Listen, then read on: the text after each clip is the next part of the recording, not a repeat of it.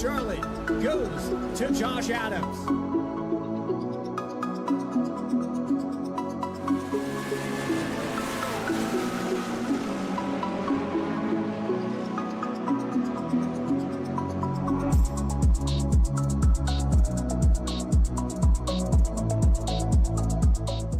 Racing isn't easy, but experiencing it is. iRacing puts you in the driver's seat with the industry's leading sim racing game. Drive on laser scan replicas of the greatest racing circuits from around the world. Go head-to-head against other drivers chosen by skill-based matchmaking to ensure competitive racing at every level. Compete across all your favorite series in officially licensed cars engineered to deliver the most accurate driving experience possible.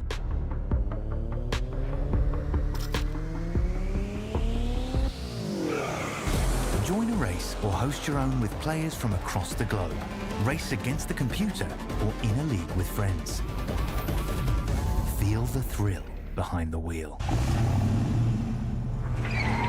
Visit iRacing.com.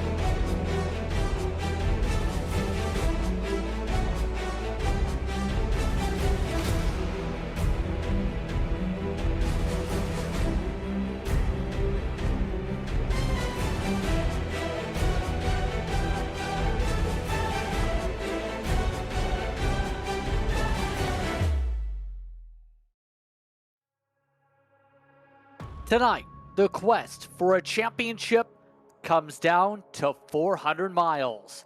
Tonight, V-Speed is happy with us for the Mystic Racing League in the Octane Outlaws Cup Series as we come into Homestead, Miami to see who wins the championship finale here from Florida. I'm Justin Prince. Alongside the booth for tonight is Morgan Cook. Our cameras are provided by the great Dougie Beer. Tonight's going to be a busy night, to say the very least. 267 laps, but only one driver tonight leaves Homestead, Morgan, as the champion. Absolutely, it's a pressure-packed event, 400 miles, as you mentioned, around what is a absolutely terrific championship racetrack in Homestead, Miami. 1.5 miles, variable banking in the corners. You can fix how that car is driving simply with using that right foot a little bit differently where you are on the racetrack. It is a perfect driver's track to crown a champion. It's a fan favorite. It's a driver favorite. It's a reason why in real life it returns this finale in 2026. It's going to be the question, who will withstand all the pressure tonight and survive to be able to get themselves a championship? That's the question. But Homestead Miami Speedway is only the stage. The drivers and the actors a part of it are another thing. 4 drivers have a chance to win the championship when it comes to the Octane Outlaws Cup Series coming in. You have Evan Janik, Andrew Allen, Rayshawn Wingfield, and Christian Barnes.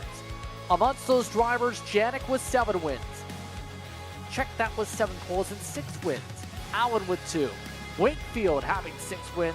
And Barnes looking to potentially make history and win all 3 titles in 2025. There's a lot to talk about. Let's go through point to point here as they get ready for the grid coming up here, Morgan. These drivers are going to be very close in terms of competitiveness. Absolutely. I mean, there is not really a favorite. There's not really an underdog. They've all done very well this season, but let's see who's going to start their Miami race off right when we get to the grid. Qualifying already going by quickly here tonight, but again, remember, full distance, and guess what?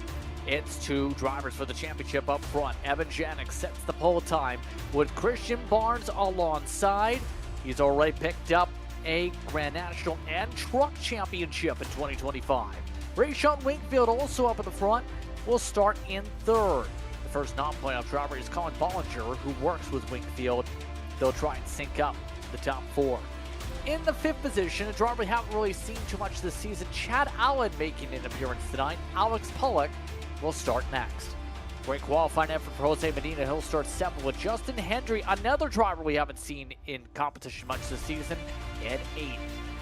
Back in the 9th position, it's Andrew Allen. He's the deepest out of the championship contenders for their starting spots. Joshua Gillen next to him, Morgan. Starting 11th tonight, Reggie Kime in the 9 machine. Saw a lot of speed out of this vehicle all weekend long. Andy Berry's going to start in 12th to 25. 13th will be Keith Dwinell making his 3rd straight start in this series. John Ullman will start in the 14th position. 15th will be Michael Wade in the 3. Had a lot of speed last night. Jared Knopfschneider starts in 16th. In the final row of your grid, Stephen Gill in the 03, mainstay in the series, and Justin Schaub in the 07. Schaub, an hour driver we haven't seen too much of this season, making an appearance tonight. That's a look top to bottom about your run order here tonight, here on V-Speed. Getting set from Homestead, a few drivers: Scott Ewell, Pelody, Stephen Gill, Joshua Gillen, Colin Bollinger all start at the back of the field as they relate to the drivers' meeting. Here is your analysis. Remember, the stages are going to be laps 80, 160, and then to the end. And there are plenty of tire sets going to be available for this evening as well. Those drivers will have about 8 at their disposal. Remember, the fuel run's going to be the interesting thing. Just shy of making it the full distance on the stages here, Morgan. It's expected at minimum each stage will be a one-stopper to get to the end.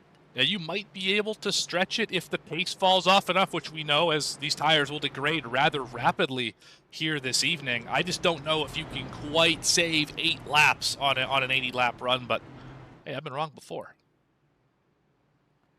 So, talking about these drivers here tonight, we start off with Evan Janik real quickly here. They'll pace for one more lap. He's going to be someone to keep an eye on. He won 4 races back in April, back to back to back to back. Has led the way in almost every category, looks to lead the field, but it's been a while since he's gone to victory lane. He's looking to break through with his first win since May as the pole sitter. Yeah, it's going to be an uphill fight. We've seen him try and get that championship last night, came up just a couple spots short of getting that one, and he was the dominant car, one of them in that series as well, but we've really seen it all week long with the trucks, the National Series, and here. The Championship 4 have really gone on some lengthy winless droughts prior to this race, and the champion has yet to win the finale race so far this season. Interesting to keep an eye on here tonight. Very quickly, your keys to win the championship as we get ready for the start. Stay out of trouble is number 1. Know who you're racing against. If there's a non-playoff driver who is trying to pass you for position, let him go. You only care about 3 other drivers tonight. And if you're a non-playoff driver, don't take somebody out of it. Those are my keys to the race here. We'll talk about the championship competitors up at the front and throughout this entire race, but it's time to see how they will race. Green flag is out. We're on your way to race for a title.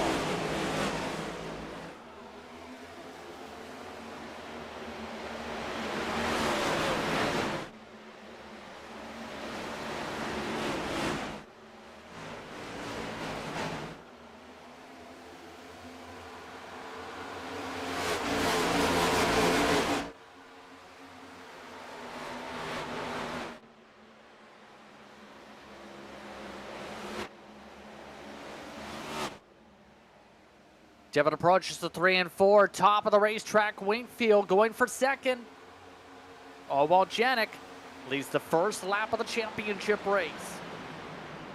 And that is the best part about this racetrack, is the ability to run the very bottom, the middle. You can use the seams sparingly. We'll talk more about that later in the show. And then right up against the high side, rip the lip, so to speak, and make a lot of speed down these straightaways. See Wingfield making his way on the outside. That progression up the hillside, though, out of the banking. Just couldn't get the run he was looking for to make the pass yet. We know Wingfield is fast. 6-time winner, as we were touching upon. He scored the second most playoff points throughout the season. Has also been one of the drivers who's been a lightning rod Ended up having a roller coaster season with good and bad finishes. Martinsville, of course, broke through with that win there, but has been able to punch his weight with wins, including the round of 8 kicked off with the checker flag at Kansas. He's had good momentum. It's about keeping it clean for car 23. Absolutely. That's going to be a key all night tonight for all of these drivers is you have to be at the finish to win the championship. You're not going to be able to finish if you're sitting in the garage with a destroyed race car. So you just have to be smart with how you approach certain situations. And, you know, we see the championship drivers running 1, 2, 3. We got a driver way off racetrack. Yep, Joshua Gillen just spun it out of the back of the field. I thought it might have been a trigger for the caution flag, but he got some luck because Colin Bollinger's been having technical issues this entire race and actually lost connection to the racetrack at the exact same time. As we looked away, Winkfield did pick up damage to the front nose, believe, off the start.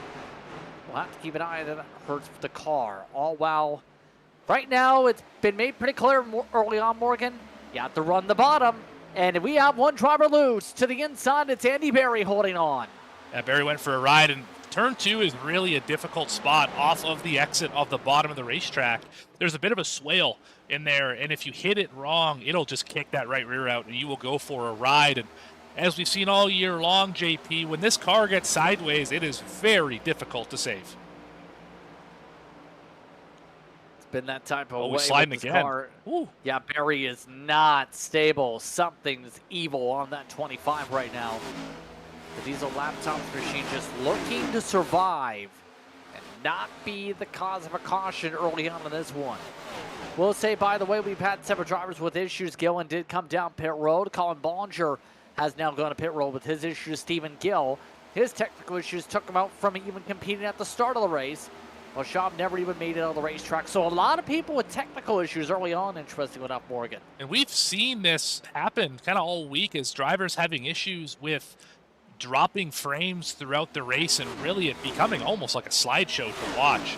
I know a few drivers last night were mentioning that. So I'm curious if that is happening to drivers again, connection issues or memory issues or whatever have you with the program itself causing problems. But yeah, I hate it for those guys who put aside their Friday nights to race here and technical gremlins take them out of the running.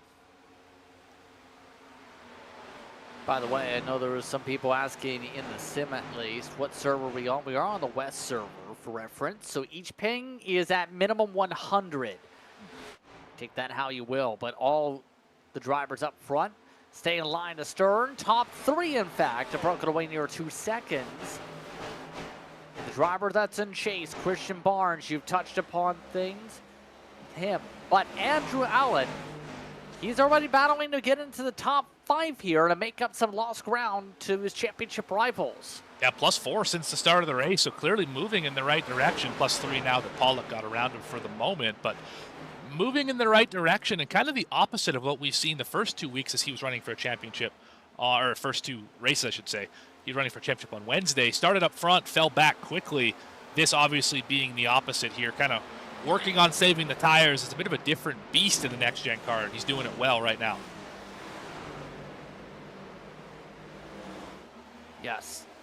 By the way, for Allen, a couple wins on the season, including at Dega, so he's had some performance in the postseason. He's been a pillar of consistency, I would argue.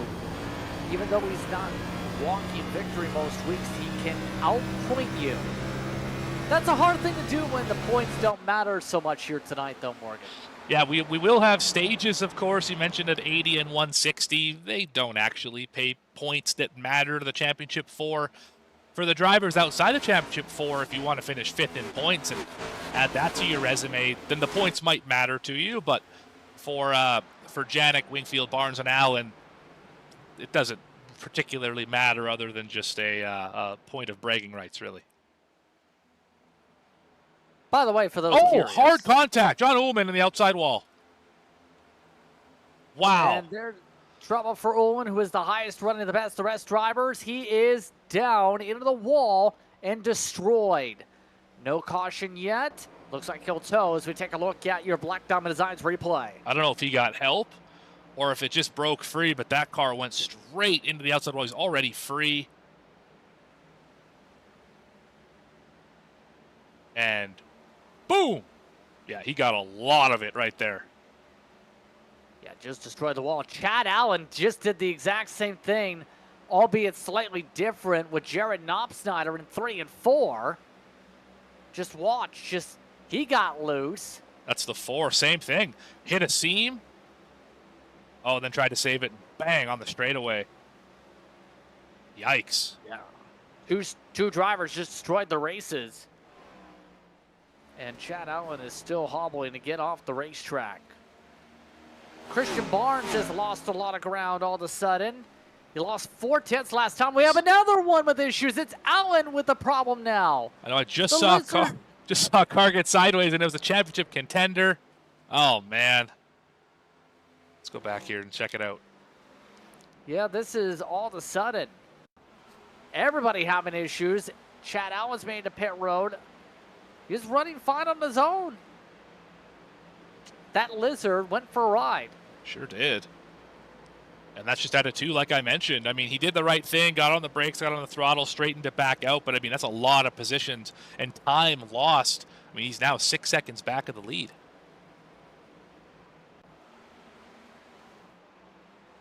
Yeah, lost a lot of ground as a result of that one. And now it's a 2-car breakaway by 2.5 seconds nearly.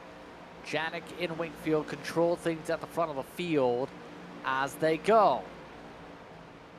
So Wingfield is doing something different though. Wow, the bottom being ran by Janik. Wingfield's at least trying to see if the top line's going to work here, Morgan. Try and see if he can use the corner exit velocity to gain ground. But remember on iRacing, usually the bottom line's the faster line here at Homestead. Yeah, definitely right. And I always liked to run high in 1 and 2 and low in 3 and 4. I felt like trying to just anything I could do to avoid that swale I mentioned earlier on the late exit of turn 2 was positive for me, but I could never figure out the top in 3 and 4. It always had to be paint that white line and find the speed down there. So I think that's what some drivers are trying to do, but I mean, we're searching for grip right now. 16 laps into this thing as Wingfield disappears a little bit. We're just trying to find grip because we're already, you know, half a second off the pace and falling quickly. Decent amount of fall off. Curious if we get one of those races where it equalizes out of 9/10 again, or if we see a lot more than that. When it comes a lot more than that, it becomes more driver-based compared to track position-based we've seen. Allen, by the way, is back into the top 5, just passed by Jose Medina, 7 seconds behind the leader. Others like this are in the midst of some battles. Barry still up 2, but Jared Knopfsnyder having one of his better races so far for 5-star. He's had a disastrous year in terms of keeping it clean. Has gone him up to the 9th position, up 7. Yeah, there are currently 11 cars on the lead lap, all the way back to Reggie Kime in the 9 machine. Dwino, Gillen, Allen, Ullman, Bollinger, and Gill 1 or more laps off the leader's pace. Wingfield's making a charge, though. He's closing in from that high side. Trouble back straight away. Someone just crumpled the wall, and Hendry. it's another one of the newcomers. Yeah. That 85 had some moments earlier on with some of the wiggles out of the line, and another one bites the dust with those seams, Morgan. Yeah, so when we talk about the seams, what we mean is we talked about how this racetrack has variable banking. So the bottom is 18 degrees, the middle is 19, and the top is 20. You're thinking, so what? That's 1 degree difference. What does that actually mean? Well, you can run more speed on the top of the racetrack because you have a little bit more banking, a little bit more grip on those rear tires. The problem is when you split one of these areas, say 18 to 19, 19 to 20, when you have the left side tires on one side of the seam, the right side tires on the other side of the seam, it does what's called de-wedging the car, and it's like you're adding 1,000 pounds of right rear spring instantly. And it makes that car really unstable and really want to rotate. And this car is already loose. So if you touch the throttle in that part of the racetrack, it's just going to immediately go for a spin. As Rayshon Wingfield just made a pass for the lead here. Yep, used the high line. Janik had struggled a little bit for a moment on the bottom. And despite the damage for Wingfield right from the jump, from slamming the 71 to get him going for the start zone, well, still got a fast race car here. Only a quarter distance through stage 1 here. Now looks to see if he can ride off and away. They pulled away from Barnes by 3 seconds. And these two have been running pretty stable races so far. Some good pace, running on average 33.7s, but the caution is out. We have someone in the middle of the racetrack, and it's Wino. Trying to blend into that light blue paint there. Not quite successful. Race control caught him. Let's see what happened here to the 97. Just another case of just loose on that seam. Locked it up, and this time it is somebody on the racing surface. And then had a disastrous time being able to get the car going after that point there, Morgan. And that car had already had some significant right side damage.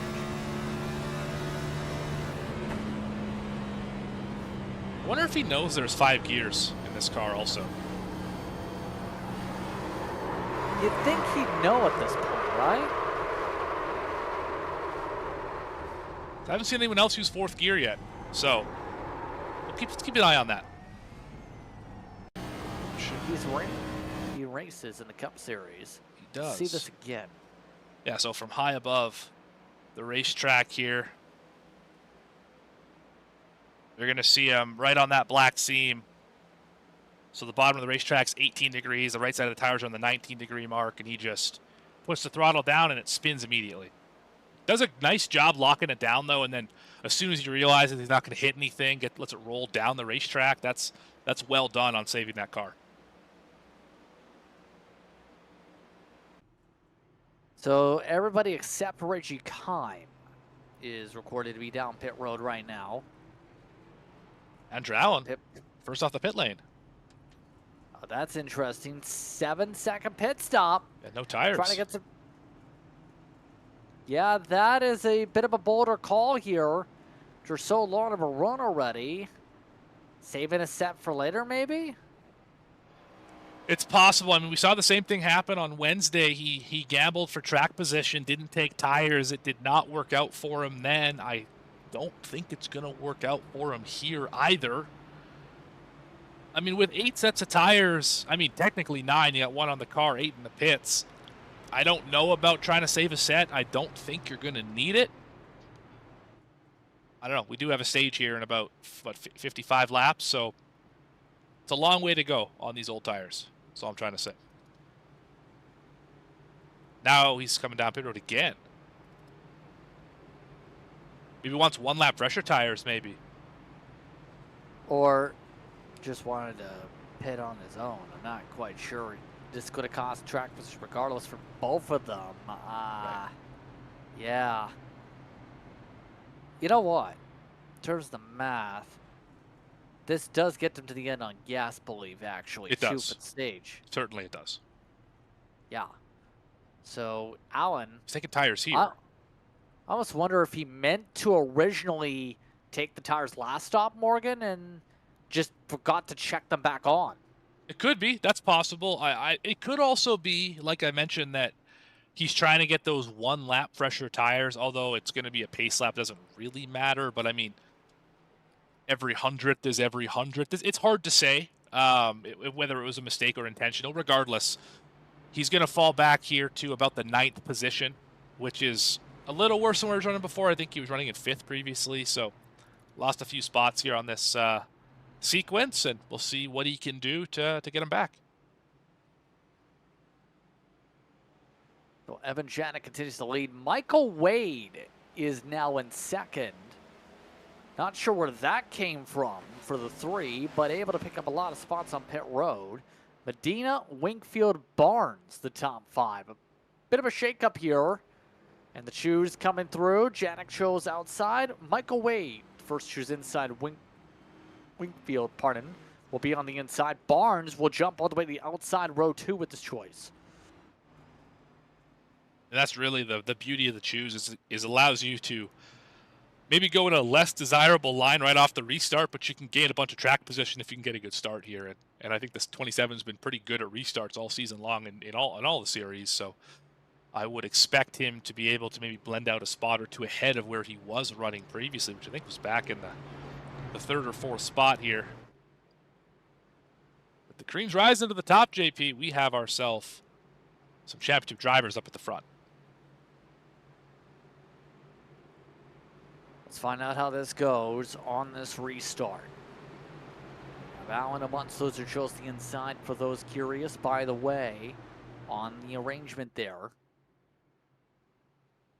So it's going to be Janik in control with some buffer for the rest of the championship contenders into the restart zone. Wade's been decent throughout the season. Good to see if he can compete with the race leader. Green flag is out. And Wade spins the tires in front of the field. Crashed into by Winkfield. Wrong way around for the 3. Allen slams the brakes. It's pure calamity as 2 championship contenders get collected.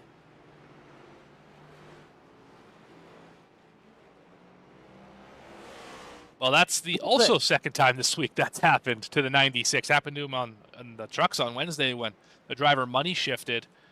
Yeah, not a great start here to the championship finale in the Cup Series for the 96. Yeah, that got ugly very quickly, to say the very least. See this replay once again. And came a traffic jam with the 3 going the wrong way around here for Allen. He's busy warming up his tires. Warms up, and then sudden chaos.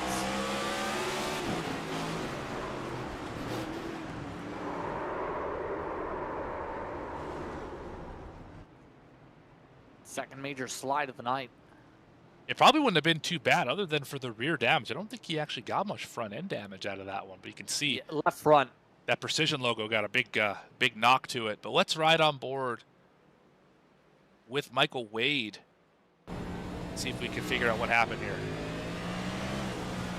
Yeah, just spun the tires. At that point, swallow off the gas, trying to lock it down, and wrong way around is never a good choice or a good sign of things. But Winkfield's got heavy nose damage from that. Might be a fast repair situation. Also a situation for Allen where he has damaged the front clip and the rear end. Do you take the fast repair now is the question. I think Winkfield is taking the manual. Allen is taking the manual damage as well. I think that's the right call. So far in the race, we've seen these cars be twitchy and be hard to drive. I mean, you can limp around. We still have so long in this race. You know, we're only 20 laps into 267. You have a long time left here to be able to limp this car around to a stage, get it fixed some more, and then be ready for the end of the race. As long as we can stay on the lead lap, and with only 11 cars in the lead lap, that's a fairly possible scenario. So I would keep it until you absolutely need it later in the race.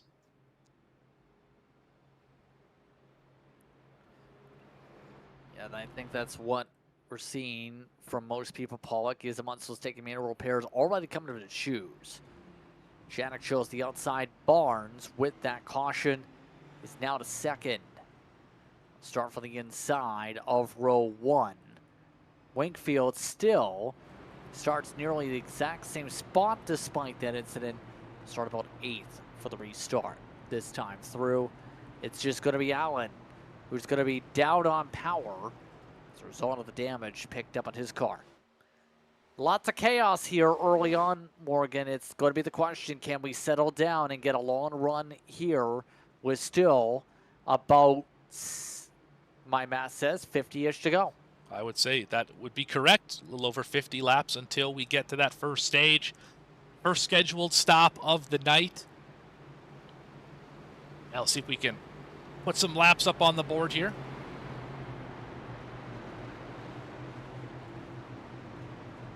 Yeah, it's going to be interesting where things now go. Janik has led 24 of the laps so far tonight.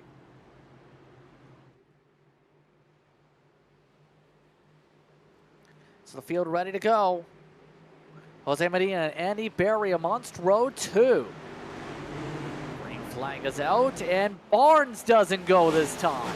No tire spin, just a slow start for everyone but the 71.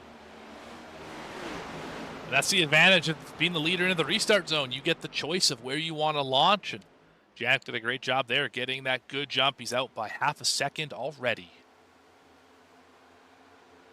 Talked about the success when it comes to Christian Barnes, by the way, so far. Already picking up truck and National Series championships. Already doing history twice. Has the chance to become the first to win all 3 championships in one season. He's gotten 4 victories. It took him a while to break through in the Cup Series, though, before he came through on iRacing. He's actually the defending champion, the only driver not essentially a Rookie of the Year candidate. Caution. Michael Wade. We have another one. Yeah, and Wade's done it again. Second spin for the 3, and again Gillen on as his well. own. Yeah, Gillen's part of it too.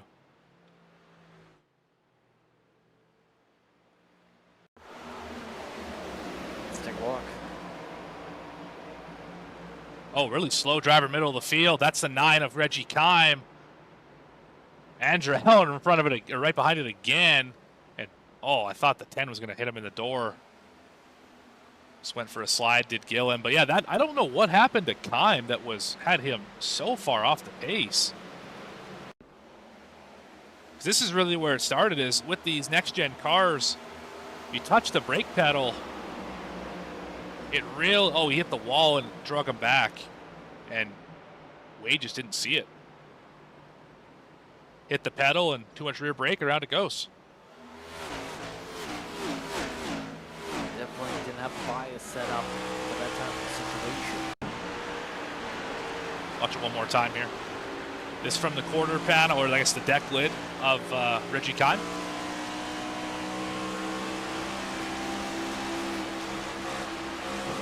I got the wall a little bit.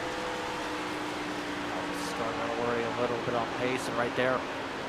Wade just didn't see him.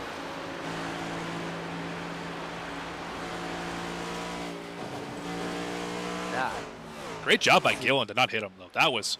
He could have absolutely nailed the 3 sitting broadside on the racetrack, and Gillen avoided him.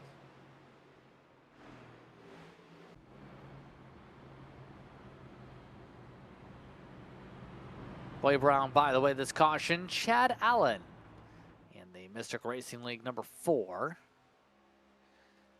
Allen with this just about back to the lead lap, pretty certain here with this situation. So he'll try and keep it clean from here on out.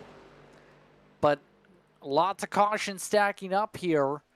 What's the approach now got to be for the field, knowing things continue to compress with these caution flag after caution flag periods?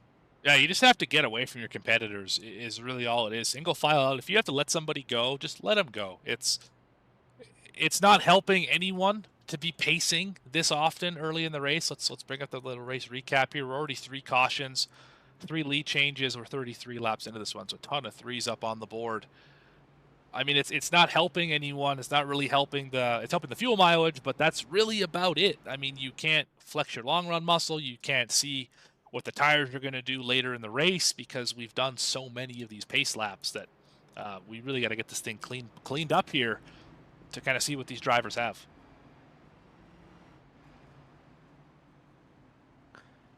The field already chooses good. Barnes this time shows the bottom. I think going to try and time things up maybe with Janik. Jose Medina gets the chance to start up front here, and he's had a lot of bad luck in his starts. 13 starts, still looking to get a stage win, or better yet, a win in the 18. And what a place it would be to walk off Homestead with a win here, and it's happened the last 2 nights. We have yet to see a champion win the race. In fact, I believe it was on Wednesday, we saw a driver win his first ever league race in the championship race here on V-Speed.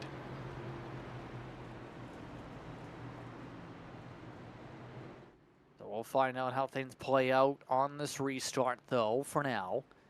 Quickly approaching the halfway point of stage 1.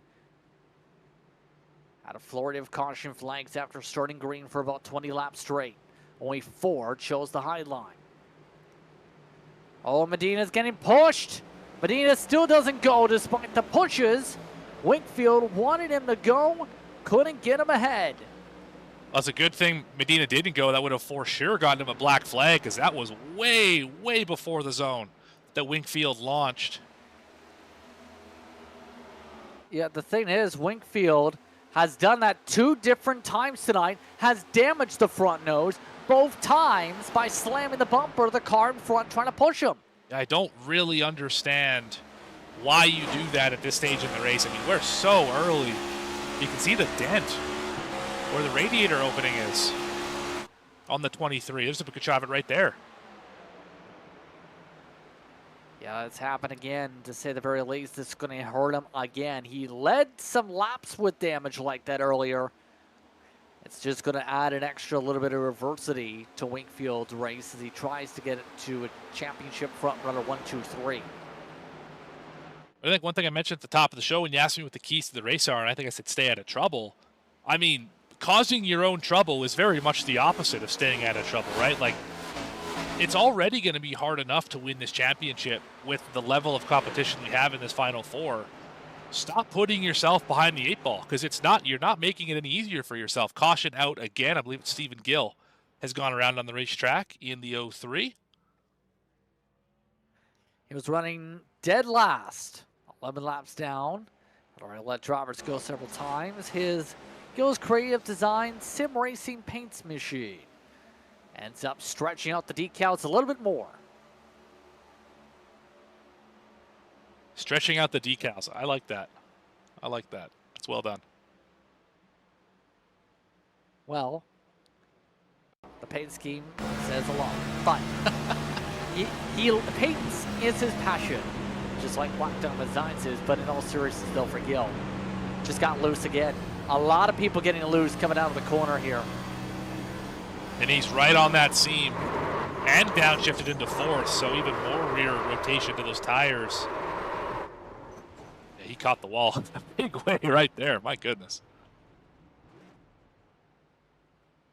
Hard slam, another caution flag. That's number 97. 4. Yeah, 97 going to be the free pass at least, so it's going to help Dwinell. Yeah. 5 lead change and all that, by the way. So that's an interesting part of the facets, though. Janik, got to be loving all these lead laps here, being able to control this race, but it's going to be the most important to control that 3rd stage, this 1st stage. He's had speed. Oh, by the way, should be no surprise, Rayshon Winkfield is coming down to pit road for damage. You bet. This is where you hope you don't use that fast repair, because that will certainly be the opposite of advantageous, because you don't want to use the fast repair this early on such minimal damage. It's probably only about 8 seconds worth, but that could probably cost you half a tenth per lap, having that nose pushed in like that.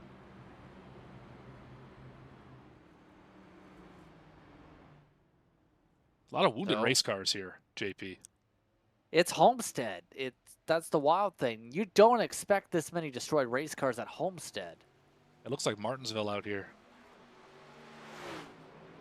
And I'm not sure if Winkfield got manual damage repair done or not. I believe he did. So his pit stop ended up only being 11 seconds to fix the nose damage. Not bad. That's a quick repair for all that again, without using a fast repair. You bet. I mean, definitely efficient on pit road. That's the good news. The bad news is he had to pit to repair damage, and that, of course, going to set him back. On the flip side, there's only 10 cars. He's only 10th now, I should say. So it's really not like he lost all that track positions. He only lost a few spots here. So that is one of the helpful things when there's only 17 cars in the field, is you don't have very far to fall should something go wrong. Choose again. Inside Janik. Barnes now chooses the outside. 27 keeps changing up where they want to go here. Michael Wade, despite 2 spins now, is all the way back in the front again. That is a little bit surprising, but and the 3... freshest tires, too. It's only a couple lap difference, though. Yeah, I'm curious to see if we get some laps here, what that difference in tires looks like. I know the tires fall off quickly, as you mentioned, I don't know what the floor and ceiling for lap times is. I know last night I was a spotter for Jacob Cochran, championship contender in the Xfinity Series, or sorry, in the Fall Creek Plumbing National Series, and the fall off was like 2.5 seconds. It was absurd. I don't think it's going to be quite that aggressive here tonight, but still interesting to know what that fall off looks like for potential strategies going forward.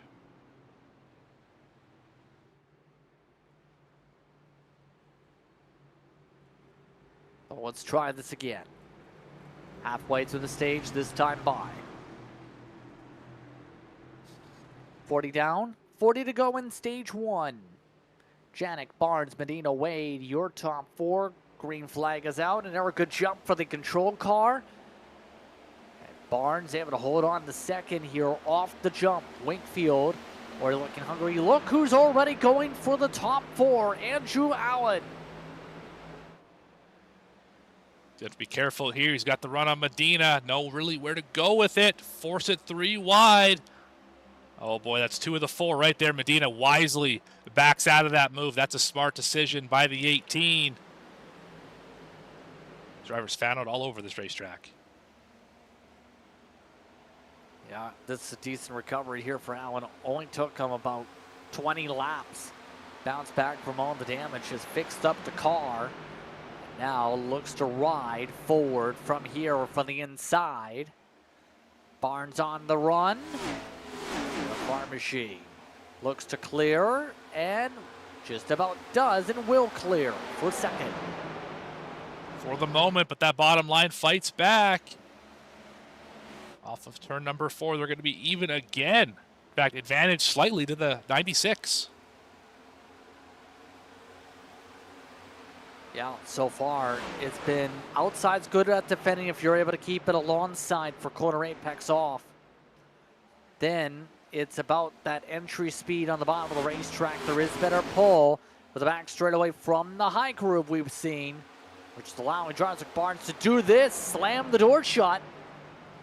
Christian Barnes didn't want to play those games anymore, just cleared on by, made himself the line. Now looks to get to work in front. And don't look now, but Winkfield is back in the mix as well, up to P5. Trying to work around Michael Wade, and that'll put championship drivers 1, 2, 3, 4. Should this pass happen, 23 in front of the 3.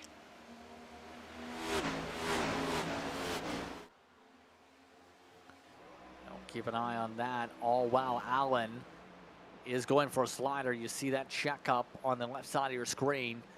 Winkfield holds on to the bottom from 5th. Back and forth still, and this is going to help out Janik. The more they fight here, the more they burn up their stuff. Not only that, but it's aerodynamically inefficient to run side by side like this. And the bottom driver can't finish the line all the way to the wall like they want to. The driver on the top side can't run as low as he wants to in the corner, so it's just a detriment to both of those drivers. And yeah, Janik is the big winner of this one right now. Yeah, that gap already 0.8 of a second just about here. Barnes trying to clear by again. Nothing doing. I know Barnes has been fast in this postseason with the momentum picked up in the 27. See, Allen's loose.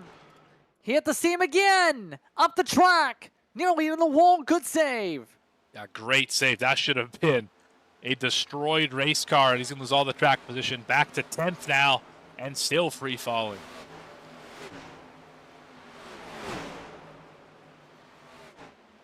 Yikes is all you can really say with that slide. Let's take a look at your Black Diamond Designs replay.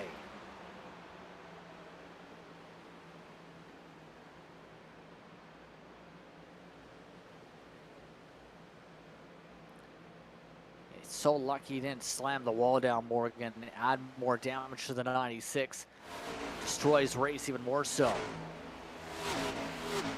Yeah, I mean, he did a great job of, even though it went back to the right like you would expect it to, he didn't hit the fence. And because that would have been probably a broken toe link and 8 minutes of damage, and you would need to use the fast repair in that situation. Able to save it, he still has not used a fast repair tonight. So that is great news for the 96.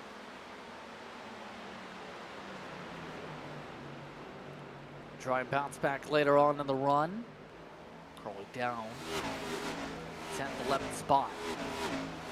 With that, Wingfield is now up to third, by the way. He is trying different lines. You know who's also trying to pounce on Ford is Barnes. That gap, since they both settled down from that slide, it's already gone down by about 1/2 tenths. They are starting to reel into 71 a little bit. Last time by, it was 2 tenths quicker for Barnes, 1/10 for Wingfield. And we're closing to the end of the stage. 30 laps left. Medina gets around Wade. I think Wade actually went for a slide.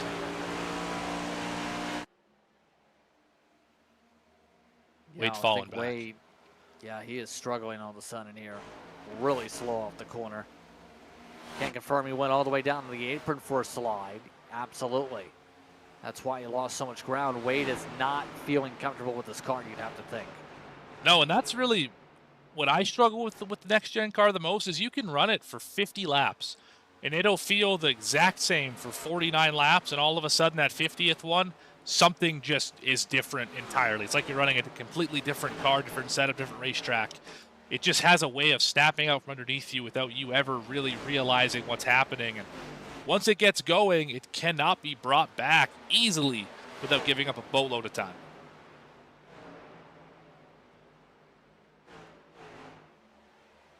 Absolutely. Gap is starting to be chipped away for that second spot, slowly but surely, keep in mind. They're all trying to work around the racetrack for now. You know who's charging through here too? Colin Bollinger bouncing back from 7 laps down, technical issues, looking to try and unlap himself the hard way. Give him credit for still being out here. He is the lime to Wingfield's apple. That's teamwork right there.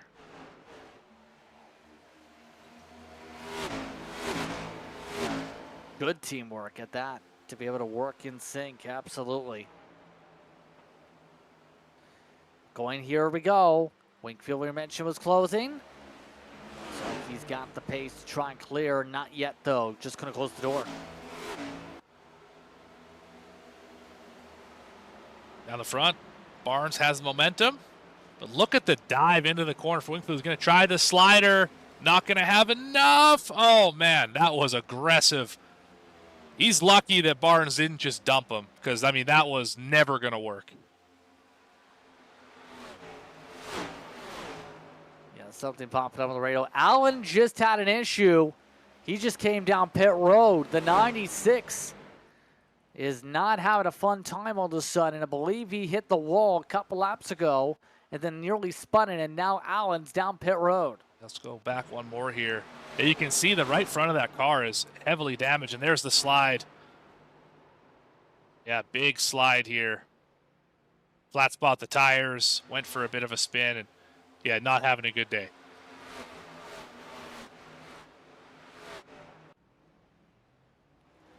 Nope. And that's going to put him behind the 8 ball here.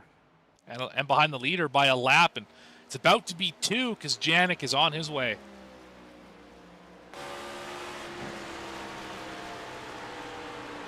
Right there. 71.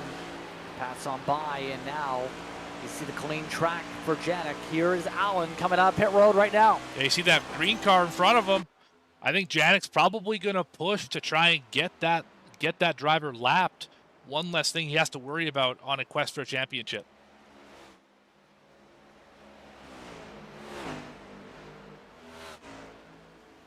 Yep. And now, see how that fares out once we reach the 96. Looks trying to not fall 2 laps down. Right now, the gap for the race lead, 7 to 8 tenths of a second for the time being. So they will take their time here, less than halfway to go in the stage, coming up less than 25 to go here in stage 1. Next highest up, not in the postseason. You have some of the drivers like Medina, but also Wade, and Jeremy Knobsnyder again is making up ground. It hasn't been a great season for the 82. Seen him have issues almost every week, just not going well here. But so far, got it pointed the right direction, moving forward up the speed charts. He is currently 5th. Just made that pass on Michael Wade. Maybe you can go get Jose Medina, who is about 4 seconds up the road. Oh, and there he goes. There he goes. Oh, and someone else, Chad Allen, in the wall, too. Yet again. No caution. There it is. Caution. That one's on me. I thought I was over the broadcaster jinx, but that one was on me. Both vehicles moving as Black Diamond Designs replay another incident in what's been a lengthy first stage.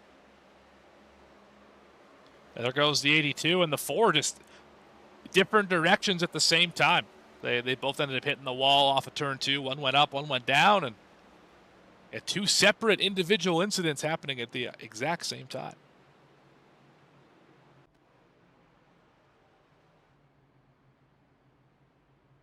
Well, what do you do here, JP, for tires? What do you think? I mean, we've already used one set here in stage 1. You only had 8 to work with. Do you use another one right here, knowing you're going to pit again at the stage? Really risky for the end of the race here. I'm not quite sure either. Wingfield, does he do it? Looks like he's going to come down. Wade, Ullman, Pollock amongst those also peeling on down. Janik, Barnes amongst those who stay out. To the green already, and going to be keeping an eye on Wingfield if he takes a set here. I don't know about this choice here if he takes one. I guess. Oh, like he is taking tires. Yeah. Wow. That's interesting. That's going to hurt him for later.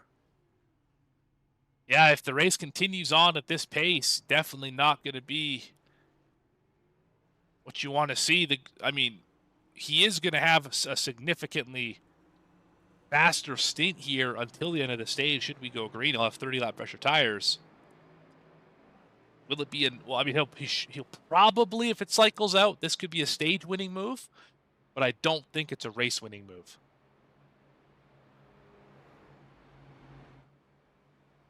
No, it's too early for this type of call. But it's a choice just made by Wingfield to burn 2 sets in 1 stage alone. Yeah, it's curious. I don't know. And I mean, I think Andrew Allen's in that same boat. Remember, he pit with everyone else, and then he also just pit for tires not that long ago with the slide. So he's also upside down on tires as well. So, yeah, I don't know about this for some of these championship contenders. Also want to acknowledge Joshua Gillen in the chat. Appreciate the positive words, and he has retired for the season. Looks like he will likely finish here in 17th in the finale. Great having the number 10 Joshua Gillen around all season in all 3 series. EOL to Pollock for this time. Janik and Barnes again up at the front of the field. Wingfield will start outside of row 3 on the freshies. Allen, who is on the lead lap now with this, it's going to be restarting on the bottom of the racetrack. Only a couple lap old tires. The time when he came out of pit road and maintained 1 lap down in the race. So 96 got lucky, to say the very least here, albeit with some sets burned for some of these drivers. We'll have to see how they feel about the pressure by the final stage with the lack of sets. The pace car drops off. To the restart zone we go. 20 to go in the stage. Green flag is out. We're backing away. Another great jump for Janik on the bottom. Barnes getting pressured. The move by Medina. Medina up to second. A good start for Jose. Def certainly was here. And let's watch Wingfield. I think we're going to see quite a move into turn 3 here. Look at the fresher tires and just how much faster he's going to be than Andy Berry and Keith Duino in front of him. Might split him 3 wide.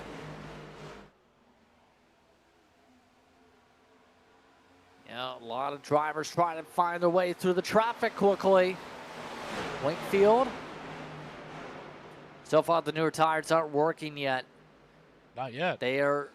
These tires aren't up to temperature. A lot of heat cycles for those who have stayed out here, by the way, which kind of mitigates the point of the new tires by that point or how much laps are put on with how many times they've restarted with those cycles. That's right. You're really fighting tire heat. It's not necessarily the wear, as in like how much rubber is scraped off the tires. It's really more about how much heat is kept in the tires over a long period of time. So having these heat cycles and these constant restarts, really getting these tires cooled down, gives them some extra fire-off speed and some extra life here. And yeah, Janik is only about a tenth off of his fastest lap here tonight. So I don't know. And Medina and Barnes just set their fastest lap of the race just now. So I don't know if new tires are really even going to be worth it here tonight. Yeah, this is going to take a while, you'd have to think, for these spots to be picked up. By the way, your conditions, mostly cloudy right now. Track temp is at 87. So somewhat hot for these conditions here. Barnes gets the crowbar out, peels the 18 off the wall, and takes over second. Way up on the top shelf. Gets around Medina. Now going to chase down Janik, or at least attempt to. So we're 3 wide further back. Andrew Allen, part of that battle. Wino, Allen, and Kime.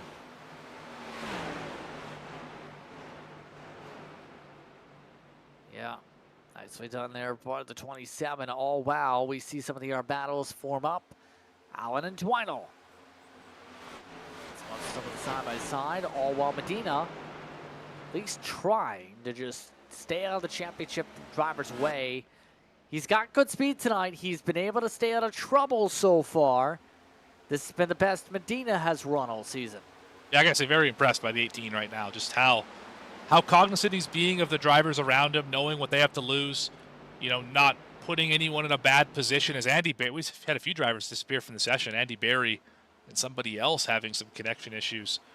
Oh, there's a driver going for a slide. That's Chad, not Chad Allen. Apologies. Dwinel. It's Dwinel, yes. And that car is toast. Second major hit of the day, and probably going to be in it tonight for the 97. Dwinel's not had a fun time at all. Oh, wow. Everyone tries to find a way anyway to get around the 71. That's a way. Janik gets loose from the lead and nearly spins it. Battle is on side by side with the point. Winkfield taking it from Barnes down the back. And that's not how you expect to get the lead, but wow, they got it there. Janik obviously goes slow in the middle of the racetrack with the slide, and he gets split on the exit of turn number 2. And now Winkfield at the point. Yikes is all you can say there. That's the first major mistake the Saudi one's made all night. Now Winkfield gets the opportunity to control things in the clean air, see how things ride from here on out with only about 12, 13-ish laps to go in the stage coming up here. It's been an interesting one for the race leaders, but now it's going to be a true test. Winkfield hasn't really led since early on in the race. Now looks to try and hold on to at least get control of the end of stage 1. Let's see what it looks like for Barnes behind the wheel here.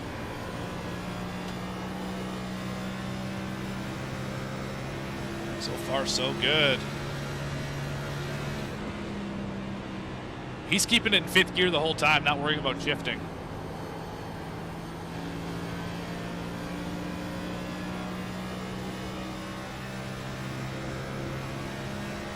I don't think people are concerned about the shifting too much tonight, as we've seen the issue with 4th gear.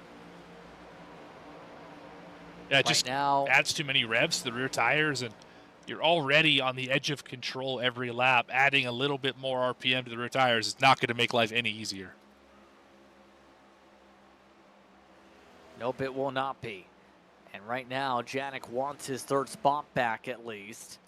He is really struggling. He almost looks pretty much tight trying to get around this high side of the racetrack right now. And that's one thing, when you go for a big slide like that, you just kind of auto-correct yourself to being doing things to make the car tighter. So you want to drive the entry a little bit faster. You know, maybe put a little bit more wheel into it, throttle up in a different spot, just to make sure that you don't go for a slide again, because you don't want to have that same mistake twice. So Jack's gonna get by the 18, take that spot away. It will slip by. Yeah, getting things done on the move. We have more trouble back straight away for Chad Allen. He is spinning up on the racetrack as we speak. And it looks like we don't have a caution yet. He nearly just about got slammed into, and now Allen is not starting the motor. That's going to be a hauler conversation later, I am sure. Yeah, he said he was stuck on the straightaway. I don't think he's got it cranked up. Now he does.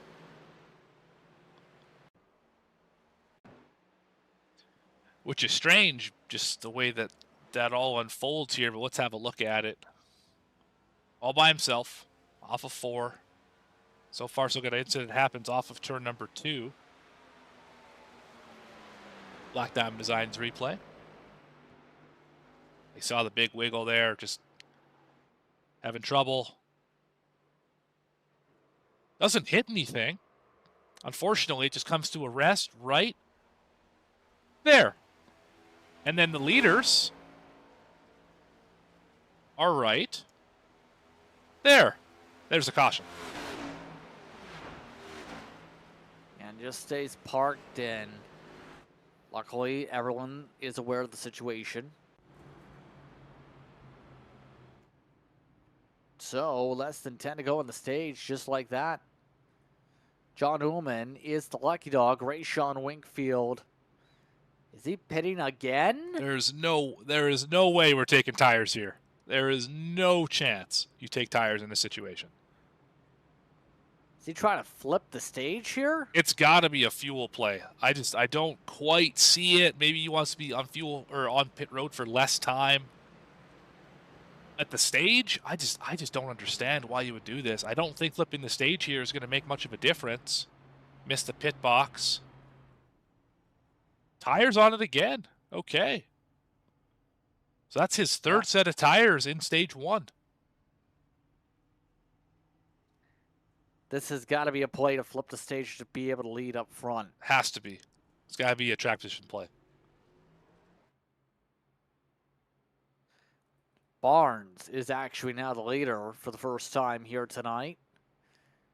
27, as we said, looking to make some history. Now, it's about trying to prove he can stay here. He's been fast in everything here this weekend, so he's obviously got the pace. It's just the difference of being able to actually lead the laps here tonight. And what I think has been impressive about his week so far is how the truck, as the runs went on, it built looser and looser and looser.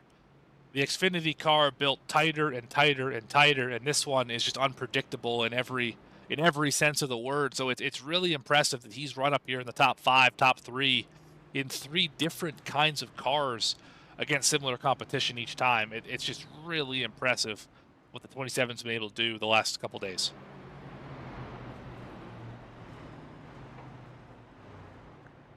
Indeed, a 3-time truck champion, a 1-time national champion, 1-time cup champion. Much of that history, remember, it's actually in the console side, which officially is back underway. Yes, consoles are back in play with NASCAR 25, Morgan. It's pretty good. I got it today. It is quite an enjoyable experience made by iRacing. That's all I'm going to say about it. It's going well so far. I've heard some people describe it as the most difficult career mode ever, just with the progression, trying to start from the bottom. It's tricky, for sure. I don't want to get too much into it for spoiler purposes, but yeah, the first handful of races will have you pulling your hair out for sure. Can you spoil a NASCAR career mode? I think you can this time. What, is someone going to come with a magic check of 200,000 credits or something? Okay. Well, Barnes and Janik are on the front row, back it away. Another great jump on the bottom of the racetrack. I mean, that control car just has such a big advantage. There's some games you can try and play, but I don't think anyone's going to try them at this stage of the race. We will see Janik try and get this lead back at the very least, though, after his slide. 61 laps led so far tonight for the 71. Coming up to 4 to go in the stage. Barnes with a mighty deep send from the inside, though, to build the buffer. Janik not able to respond back with that same distance down the front. A late entry to the bottom there for the 27. Janik tried to send it in the wall. He does send it in the wall. Janik cost himself a chance to close. Janik sent it too deep. I was about to say he sent it deep into 1, too deep into 2, and nearly sent it too deep into 3. He's using every inch of the racetrack up on the high side. Going to gain down the front stretch, but he's going to get back even to where he was when he made the slip up in turn 1.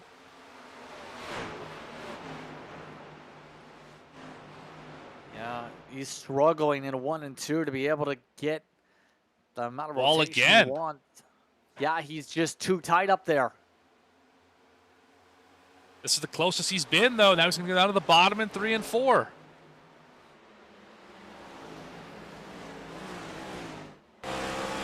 Digging right now for now. See that from Janik's front end. 2 to go in the stage. Pit road is closed. Pit road's closed. Janik again with a huge lunge into 1. Again scraping the wall and apex off. We got it really good right there.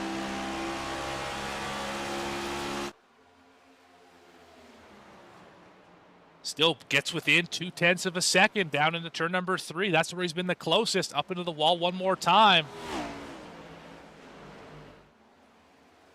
Coming up to 1 to go this time by. Janik isn't closing enough to be able to take away this lead. Barnes runs the bottom. Janik tries the top. He's doing what he needs to at least hold on to second, but for Christian Barnes, able to power his way down the back. Janik nearly spun it out off a 2. 27 looking to try and get a sweep on title. Still has plenty of racing to go tonight. But he'll start things off the right way. Stage 1 winner, Christian Barnes. Stage 1's done. From Homestead, Miami, Janik, Medina, Allen, and Barry the top 5. Wade, Wingfield, Knopfsteiner, Pollock, and Kime in the top 10. Remember, top 5 score stages in the Mystic Racing League. So, out of that, no major shakeups for the Best of the Rest award. But there is 7 cautions so far in the night, and a stage to the 27 already, Morgan. Yeah, just kind of keeping on the momentum he's had the last couple of days. He won a stage as well. I think maybe at least one of the races. I don't remember if it was in both Wednesday and Thursday's action or just in Wednesday's action, but regardless, has won stages this week as well. So just really having a good time here in Homestead. So, field regroups here. John Ullman is your lucky dog. This caution flag. And I wouldn't be surprised again to see Wingfield stay out here. Curious if drivers like Jared Knopfsnyder join him on the racetrack. Since they took some service at the time too. We'll have to find out how this is about to break down, Morgan. Yeah, definitely the big question mark is what Wingfield does. Do you pit here, and are you trying to cycle yourself back to the race lead, or do you pit here again? And if that's the case, I don't understand. Unless there was still damage to fix, I'm not really sure. Looks like Wingfield will stay out. So it was for track position. No one else joined him. He'll be the race leader. Seen how difficult it's been to make up ground even on new tires with 20 lap difference tonight. He's going to test the theory out. Stage 2.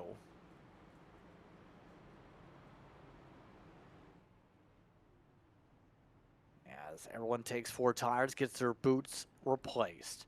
Fresh tires, bit of contact nearly for Pollock at the other end of the pit road. but who will win the race off pit road? Barnes and Janik off the jacks? It will be Barnes beating Janik, Medina, Berry, Wade. Your race off the pit road's top 5. What do you think? Time to catch up with our stage winner? Why not? Let's see if we can speak with him. If he is available at least. Christian Barnes, Morgan and Justin up in the booth. You got a copy? Yes, sir. So, first things first here, talk us through the night so far. You've had speed in the 27.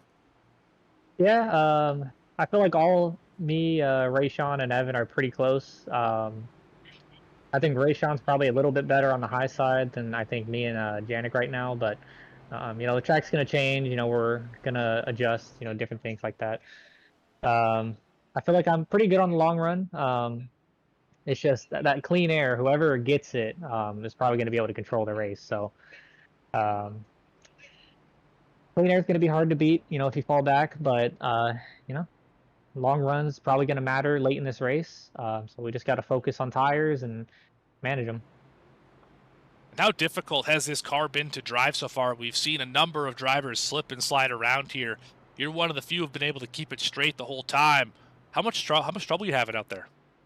Yeah, it's definitely loose right now, especially on exit. The middle of the corner, I mean, it makes it seem like it's getting tight, but then you put a little more wheel in it and then it steps out. So it's a little bit tricky, but just take it easy right now, and then stage 3 is where we should push. So just save our stuff right now. Don't go as fast and hard as we can right now, and we just got to be there at the end. All right. Well, good luck the rest of the way here. Thank you. It's Christian Barnes joining us here at the broadcast booth. As we get ready for the restart, he's going to control the field here, or second, should say, with Winkfield, the control car. Green flag is out, back it away. Only 2 drivers choosing the outside. You don't see that very often. Yeah, good jump for Winkfield. Now we'll see how things last. Berry being tested up front here, but Janik is going for third. Once again, going to have championship drivers 1, 2, and 3. The only one missing is Andrew Allen, who's 1 lap down in 12th position.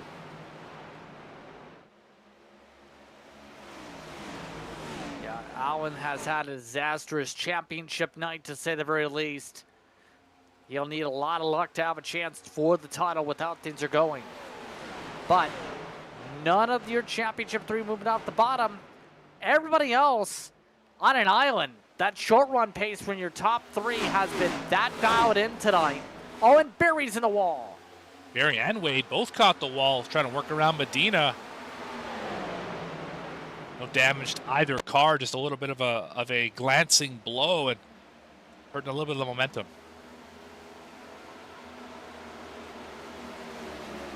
That lost ground will carry them back almost a full second already.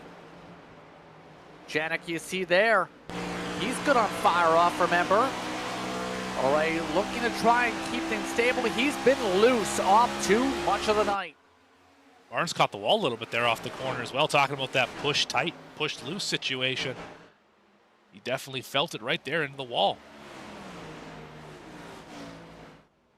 So after that bobble and that pass, Janik, only 3/10 back of the race leader. Right to regain that crown last time by, 1/10 quicker while making a pass was Janik and Rayshawn Winkfield. 10-lap difference officially on the tires, about 7 green flag laps difference, mind you. I don't think this will work in the long run, but the short to mid one, depending on the cautions, will help Winkfield. You have to think before he gets to 160 on the laps. Yeah, with a little extra heat in those tires, fire off should be pretty good, and we've seen it so far. He's definitely fired off well on this run, and clean air plus good fire off speed. I mean, that's really all you can ask for as the leader of the race.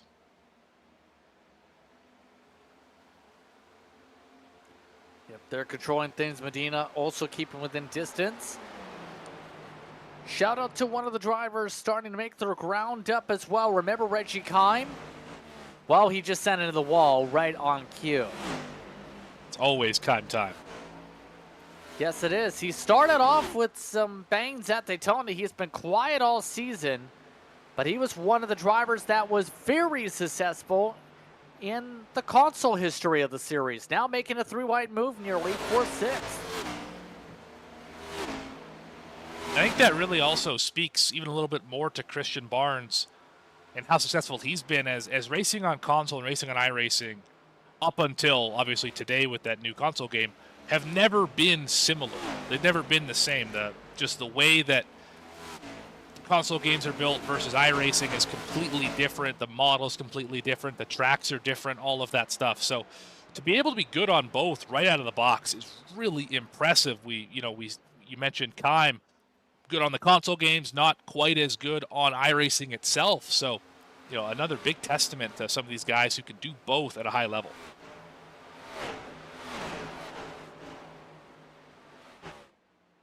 Yeah, and now it's about trying to see where things go for a lot of these drivers heading into next year, especially Justin Hendry. He's laps down, ignore that. He's at by the 82. And give credit to some of the drivers trying to make their appearances known tonight. Amongst some of the rare starts we've seen, we had coming into tonight 86 drivers at least to attempt to qualify for races this season. You actually won a race. It is part of that listing here too, Morgan. You're a part of the many who have appeared in the Cup Series. Yeah, one and done in the Cup Series, at least for this part of my career, and that fun Daytona race that we had the end of the summer. That was a good time. Appreciate that one. Oh, wall contact for second. That's Janet. Yeah, he's okay for now, though. No major hit. Just trying to pace himself. But I was about to say, just a lot of drivers have appeared in this series and shows the amount of volume that Mr. Racing League has brought in terms of talent that have wanted to race and be a part of this community. And you would know this since you're the stats guy. How many different winners have we had this season? That is a good question. I've got to do the math myself here. Because at the very least, 6 of the drivers in the postseason got wins. There were a lot more non-postseason drivers. 7 Colin Bollinger, 8 if you include Henson. Brett Wren gave up his spot. That's 9. Cody Giles started off the season with a couple. Isaac Brock was a driver that didn't run. That's up to 11. Jacob Cochran, Rookie of the Year in a couple different series in Mystic. 12. Bobby Rafferty won a road course race, then left. 13. Becca Brown snuck out a win. You got a win. So about 14 different winners this season. Impressive for a 35, 36 race schedule at 14 different winners. I mean, that's right on pace with the NASCAR Cup Series. So that's what you want to see for a level of parity. Even though you have a few drivers to go out here and win a lot of races, like, of course, the 23 and the 71 and the 27, for that matter, all running well here. I mean, it's nice to see parity throughout the series, and you never necessarily know who's going to win any given Friday.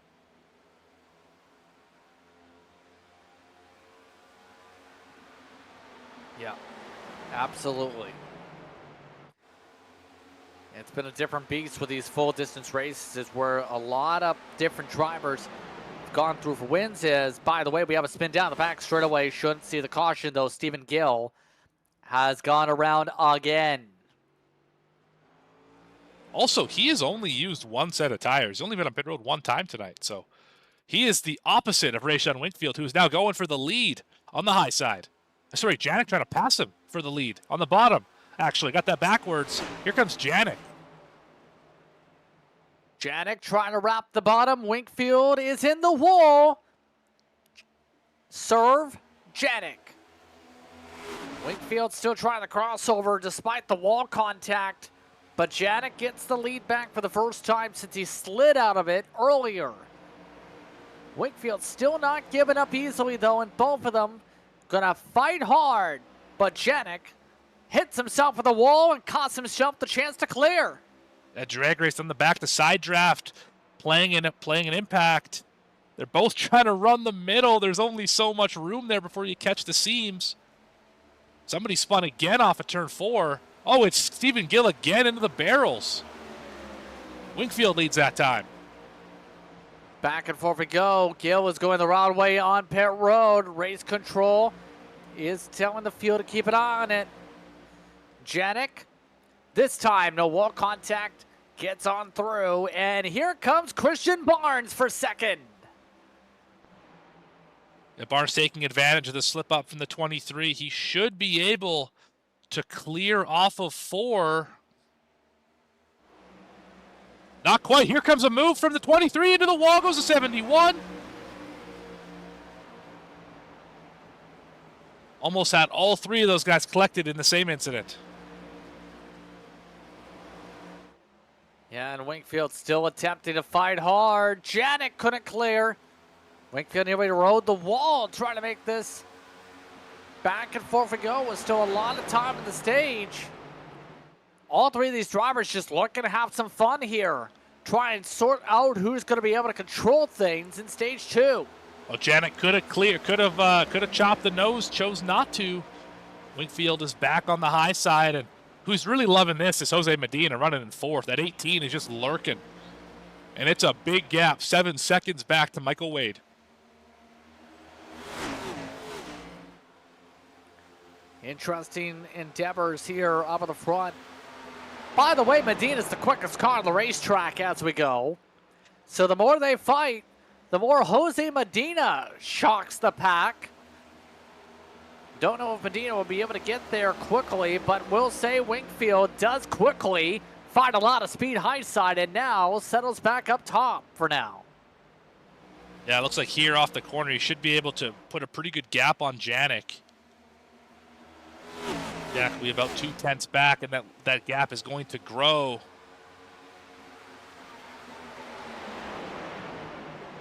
Still almost just under 60 laps to the stage here. So a lot of time to work with a lot of different lines being utilized by the field.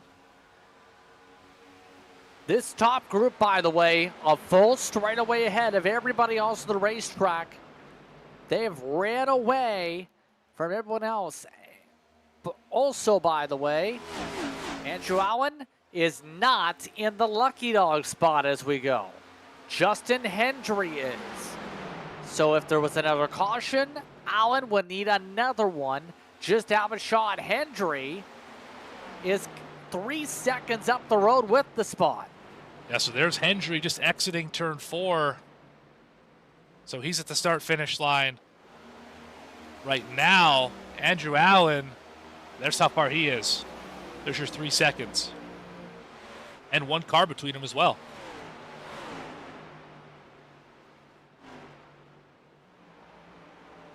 Yeah. 2 cars between them, in fact. Yeah, and these 2. Reggie Kime takes the top 5 away with a bit of a squeeze. 9 Machine settles on down for now. Tries to clear it fully from Wade. On speed is the best of the rest tonight.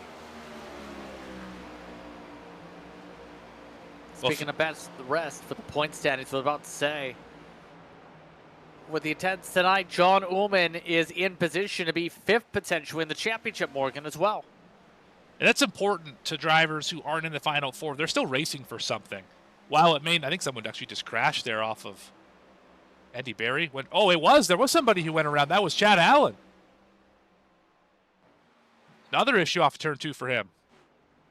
And this time I think it's fatal because he just went and left his left front destroyed. We stay green as the Slim Chickens machine makes the move. As said, for next season, Slim Chickens jumps aboard as the title sponsor. Oh, Andrew Allen, big slide. Michael Wade, big slide. Caution should be out here. Knopfschneider's involved. No caution. Wow. That is shocking. Allen was able to keep it from getting damaged, but Wade did not. That's what's Wade and Kime. Wade is loose on his own on the bottom of the racetrack, having trouble saving it. And then also Andrew Allen spins at exactly the same time. In an unrelated incident, Knopfschneider gets some netcode damage. We stay green. But for how long? Michael Way just hit it in the barrels trying to get to pit road. Has a fast repair lap, so it's not a day ender for the three, but definitely not having a good time here. Absolute disaster for the three again. And we have trouble. Turn 4. Allen spun it again. What is going on? Is it raining? He just towed it. And that will about end his championship hopes here this evening. That's going to be... Oh, he is disconnected from the session. In fact, that is game over for Andrew Allen. It's going to be tough sledding tonight to be the top of those final four, and it will not happen for Andrew Allen this evening. The fast loving machine is out. Officially done for the night. Gonna be curious about the words with him after that one, as he does so with not even half the race done yet. It's down to the top three for the championship. Janik still trying to ride on top of that seam. He hasn't had too many bobbles here this run. He's kept it a little bit more stable this run in the 71. He has, and he is right there. Any slide that we've seen it happen to all three of these championship leaders. You see a slide, you can pounce on it from this far back, about a quarter second. And just, again, I cannot say enough about how much I love this racetrack, how you can run the top side and the bottom, and they're equally as fast.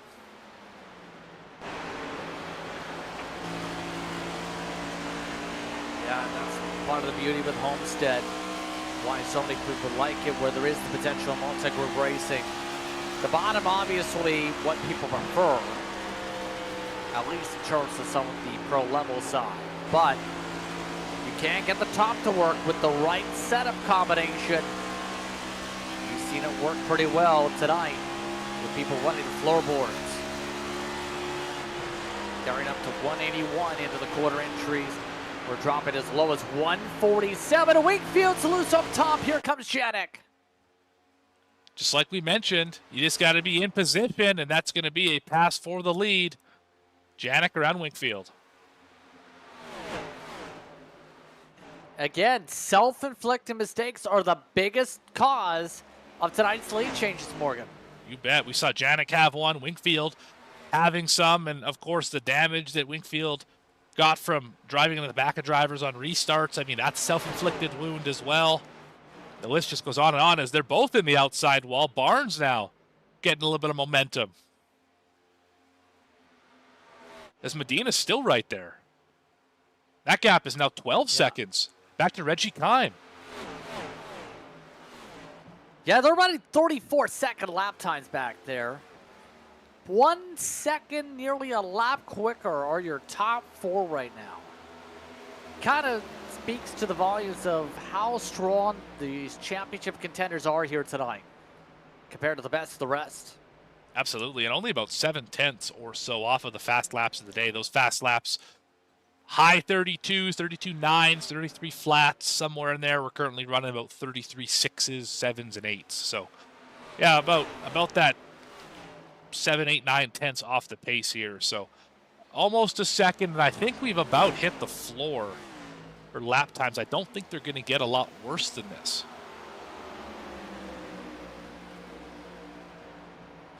Yeah, at this point, I think we've reached that 9/10 we were talking about expectation for the best of the best in terms of fall off, which again makes it hard to make passes long term.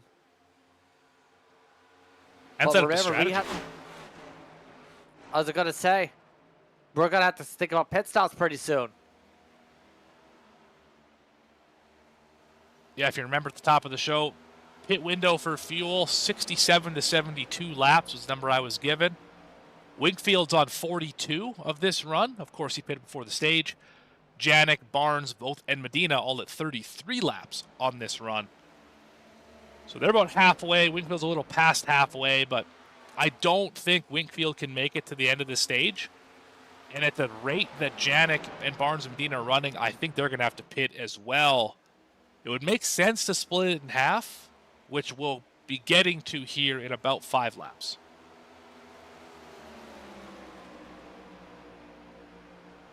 Yeah. Well, should see that wave Oh, coming big in pretty loose quick. for the 71. Still sliding. Wakefield's in the back of him. Wait, Janik to the inside. Janik drops to third. Good save, and guess who's got damage on the front nose again? And he's in the wall. Another scrape to the wall. 23, Rayshawn Winkfield to the lead. Janik falls to fourth on track. Yeah, I have to wonder if... It's interesting that he continues to get that same nose damage in that same spot, but clearly it's not hurting him too bad. I mean, if anything, it should tighten the car up a little bit, and if you're fighting loose already, running the high side, having a touch more of that tight condition's not going to make it much worse. So, curious what it looks like the rest of the way here, but here comes Barnes. Most speed that the 27 showed on this run so far.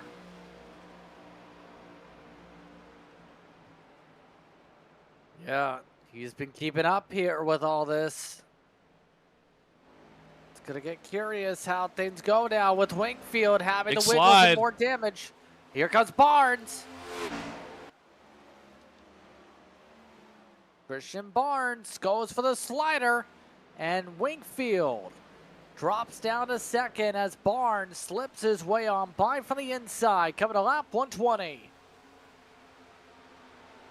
So in the last 5 laps, we've seen all 3 of these drivers lead laps. That tells you all you need to know about just the level of competition that these 3 have against each other.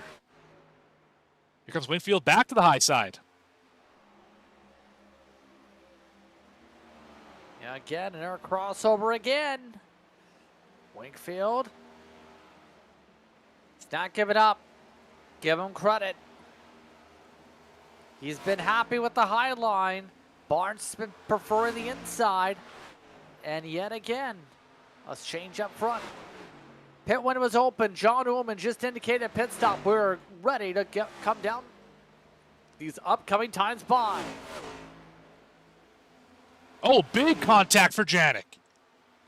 Janik just knocked down the wall. Heavy damage to the right front. It doesn't look anything cosmetic, but it's going to be more so the question of anything suspension-wise. Tries to gather it up. Wheel still straight somehow. He hit that wall a ton off of turn 2. He got lucky. That's all you can say. Coming up to 145 laps to go overall in the race. Winkfield now holds on front.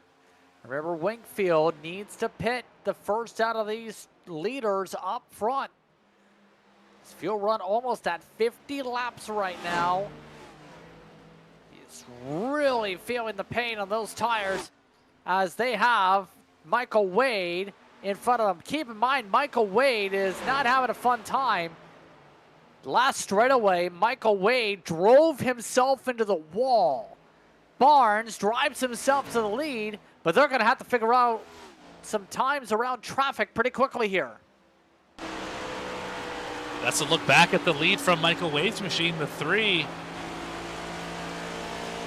Not catching him at a rapid pace by any stretch, about 4/10 a lap. A frustrating day for the 3.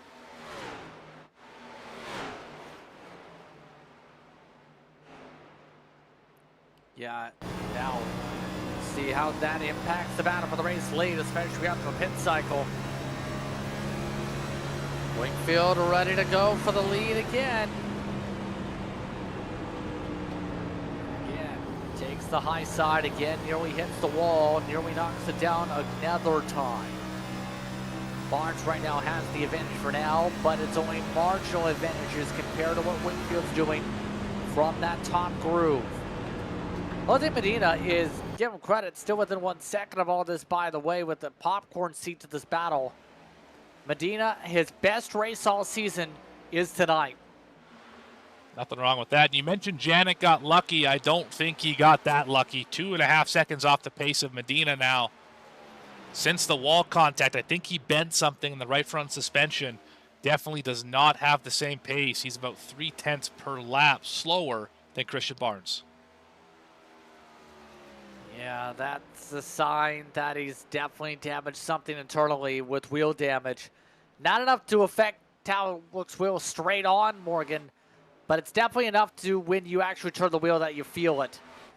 And now he's going to require some luck for the championship. Barnes has been, drivers kept it clean the most here so far.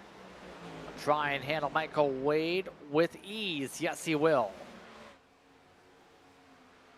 Now Wade should now be 3 laps down.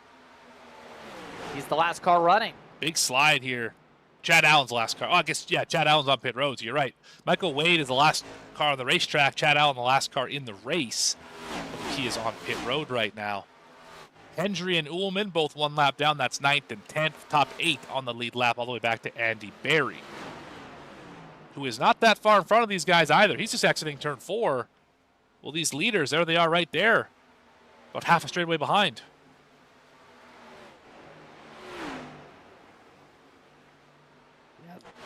This is a massive, massive interval for some of the drivers running a second slower than the leaders. Barnes has started to really take off. A couple tenths quicker the past couple laps. On the average, he's been nearly a tenth quicker the past 5, the past 10, almost the past 15. See if he's doing anything different behind the wheel. I don't see anything at this point. No shifting, of course. I don't hear the clutch being engaged. I think just letting it coast into the corner and pick it back up and drive away.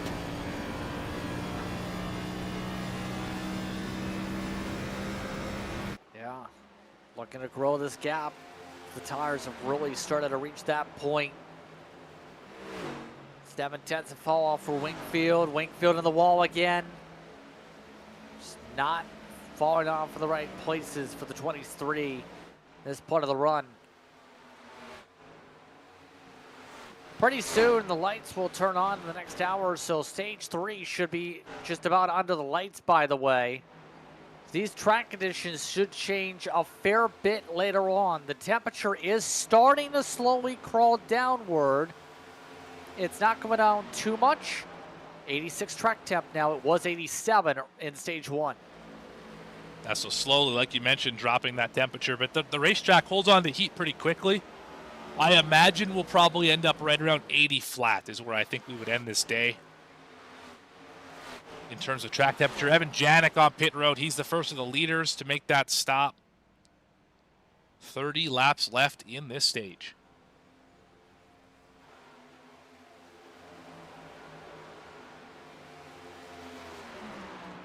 Yep. Still the leader stretching it. Evan Janik is in, though, this time by.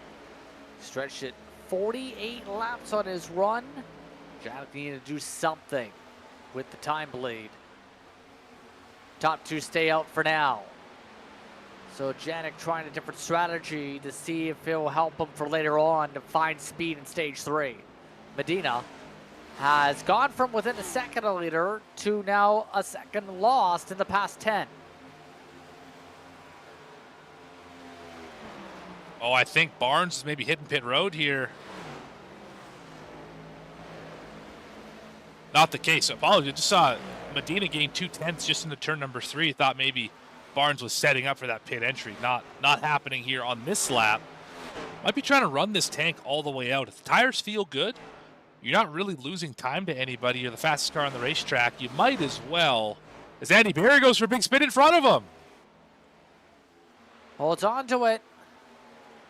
Bit of a smoke puff. We stay green. Believe may have just started a pit call coming up here soon. In fact, it was Wingfield saying good save. As Berry will just let the leaders on by. No issue for the race leaders this time through. albeit Wingfield nearly a second back now at this point. It's pretty clear the field doesn't want to risk pitting and losing a lap with the way things are going amongst your front runners here, because we know how difficult it's going to be for those drivers from then on out to claw their way back if they do lose the lap, a la Andrew Allen. And I mean, the pace is incredible. We're lapping up to 6th position right now. Jared Knopfschneider, who's just in front of the leaders, is the last car on the lead lap in 6th spot. Andy Berry in 7th was the first driver 1 lap down, just got passed, of course. That is just incredible speed that we're seeing. It's only about 2 seconds. In front of Barnes, you see that black and red car. That is Knopfschneider.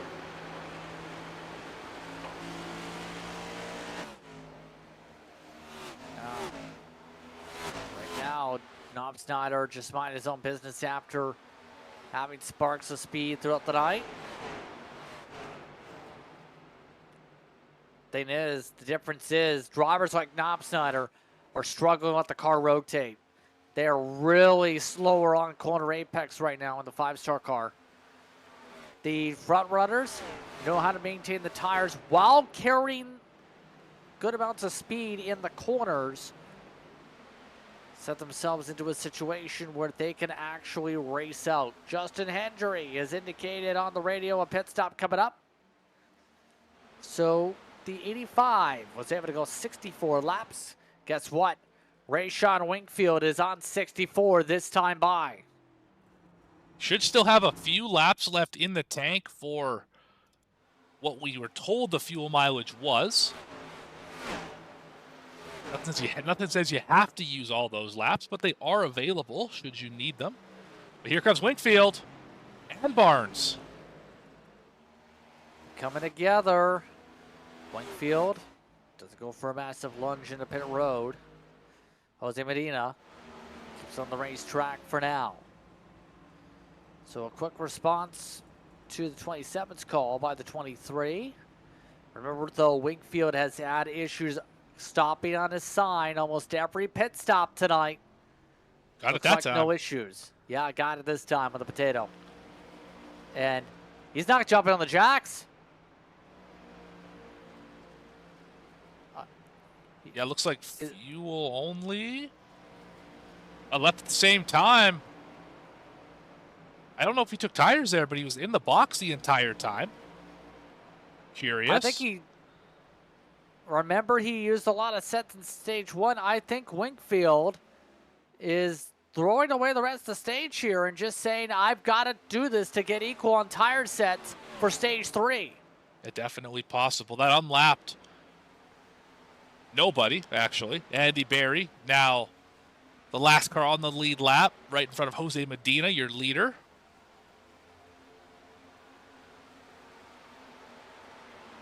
So all championship drivers currently 1 lap down or more.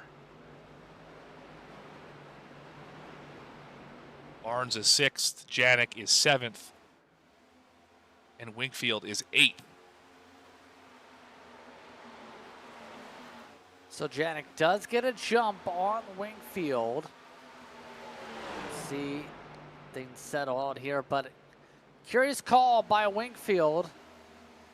See how it helps him in stage 3. So Medina, Kime, Pollock, Knopfschneider, Berry, all risking it, hoping for a caution flag as we go, as Medina right now running 34 threes in the dirty air. And go another few laps. He can go all the way until about 5 to go in the stage. Like, there's a lot of time left for this strategy to still work for him. I don't think he goes that far, but maybe just waits until Barnes unlaps himself to make that pit stop. I'm not really sure, but losing a little bit of time as they run is Medina. Look at this traffic jam, though, with drivers like Barnes trying to get the lap back. Barnes on the fresher tires to the inside. 18 is pitting. Jose Medina is coming in this time. He's not going to wait the whole run. He's going to come in now. They'll cycle the lead back to Alex Pollock. 92, first time we mentioned him today. Oh, driver spun. That's Michael Wade again. Yeah, it's not been fun for the 3. He did that all the way down the back straightaway. But Pollock, as said, is the leader. He had damage early on, has been trying to recover since then. Right now, he's dealing with significant right front damage. That's seen that fender crushed in. Got the Pennzoil looking precision machine. Black Diamond Design special, I am sure.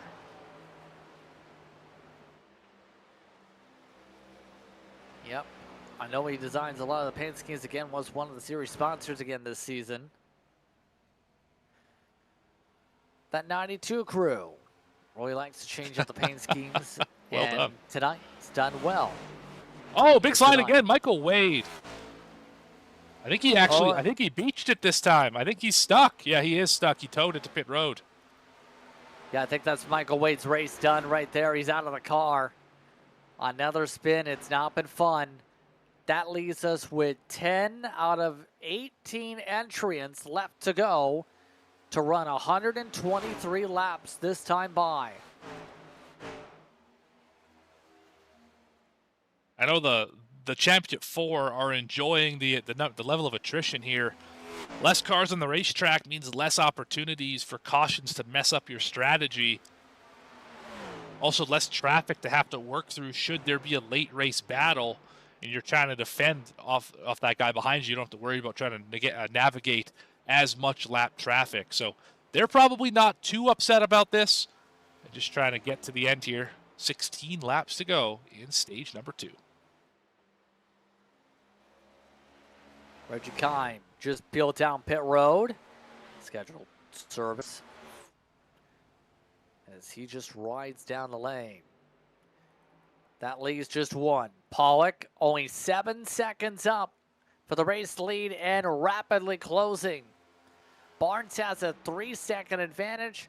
Rayshawn Wingfield on the older tires has lost 9 seconds since his fuel only plus repair pit stop.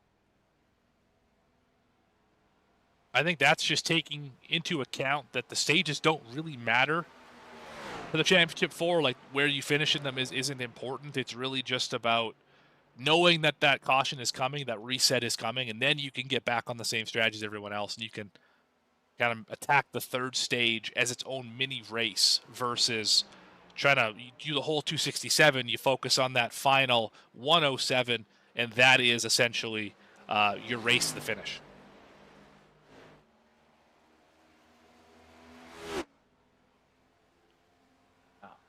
So much to think about on the strategy from here, but count around to 12 to go in the stage this time. Pollock hoping for a caution flag to be able to try and steal away some points. He's been running around the back of the mid-pack all throughout the night.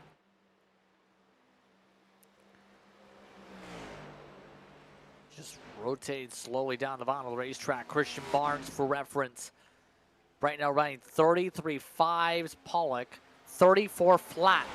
Last time by at the stripe.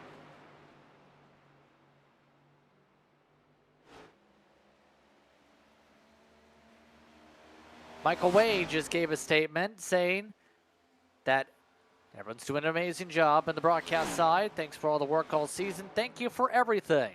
I will be back and better next season. I love to hear the level of commitment from these drivers and appreciate the kind words, of course. Thank you, Michael, for that. And been fun watching. I mean, I know I've only been a part of really the last 4 of the last 5 of the last 6 of these races here in the Octane Outlaws Cup Series, but it's been fun nonetheless. It's great to see these drivers kind of bleeding over from the Truck Series that I covered for half the season here in the Mystic Racing League, that Black Diamond Designs Truck Series. So it's nice to see, you know, kind of the community that we have built here in the Mystic Racing League, and glad to be part of it next season. We got a lot of V-Speed racing with the Mystic Racing League. And I hope all of you at home will take an opportunity to like the video, subscribe to the channel, and click the notification icon so you don't miss a moment of the racing action, especially when we get to January, February, March of next year. We have Mystic racing on V-Speed at least 3 nights a week. You're not going to want to miss it.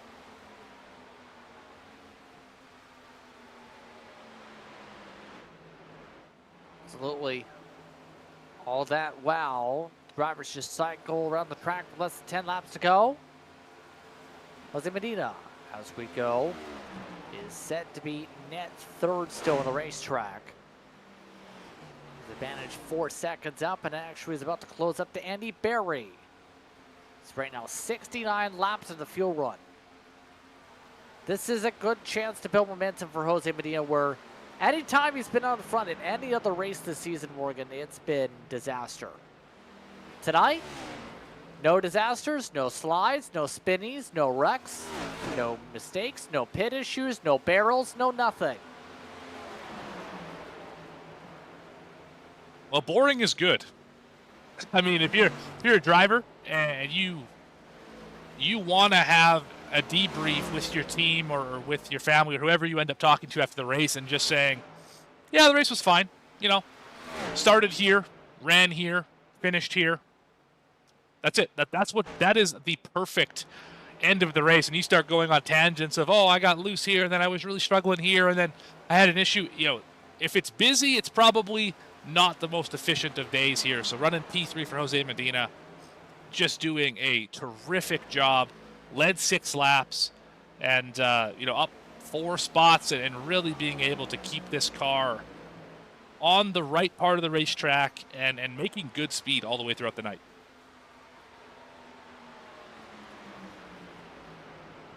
Power Cat has completed a pit stop service to see themselves in about 7. Jared Knopfsnyder and Andy Berry about to come in as well. So Barnes now is back up front. 4.4 seconds up. He is still knocking down lap times much quicker than Janik on 6th lap fresher tires.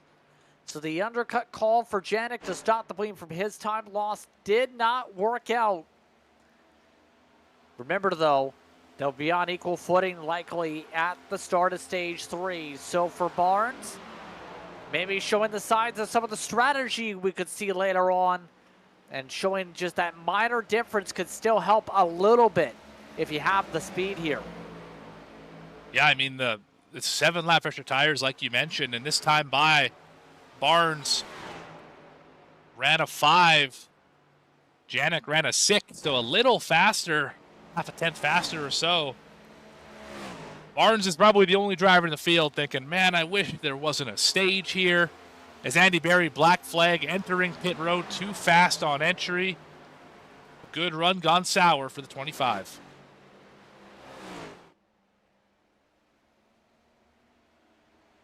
So just less than 5 laps to get through all the traffic. As long as things go smoothly, at this point, Barnes is in position to lap all the way up to 5th. There is the last car on the lead lap right there, and you can see Barnes in the picture. I mean, could you imagine having 4 drivers on the lead lap at the end of stage number 2? That is a torrid pace. And Rayshon Wakefield might be the luckiest out of them at this point here too, Morgan.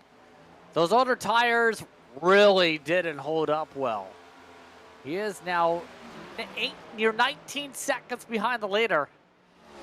Still going to get the chance to get new tires coming up here, but that's a huge amount of fall. If it wasn't for stages, he would be in trouble. And I think it wasn't for stages. He probably doesn't take so many tires in stage 1. I don't know if he maybe just forgot to unclick the button a time or two or whatever the case was, but it definitely put himself in a bad spot, Rayshon did. He is the youngest of these drivers, only 19 years old. Barnes 20, Janik is 22, now and 29 years old, so all definitely a young bunch of drivers here trying to fight for this Octane Outlaws Cup Series Championship.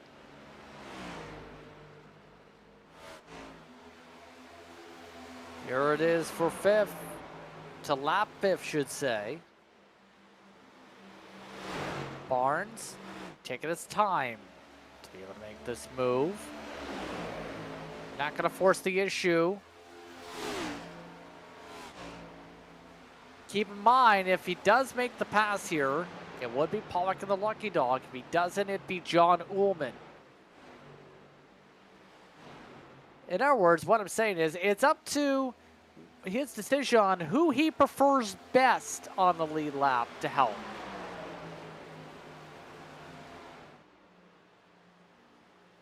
I'd have to think that's probably not something he's terribly concerned with right now. It's off of turn 4. That should be stage number 2 win for Christian Barnes.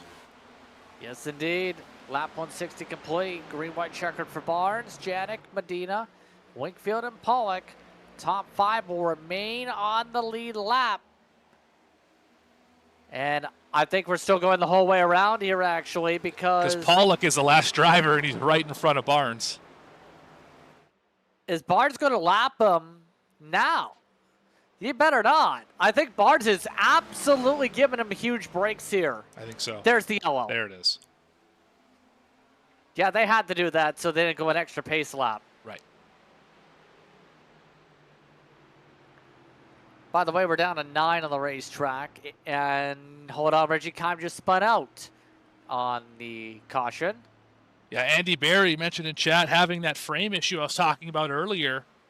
Number of drivers suffering from that slideshow-esque picture quality at the end of these runs. So, yeah, not sure what's going on there, but I've heard it from a number of drivers throughout the week, whether it's server problem or an install issue or whatever the case is.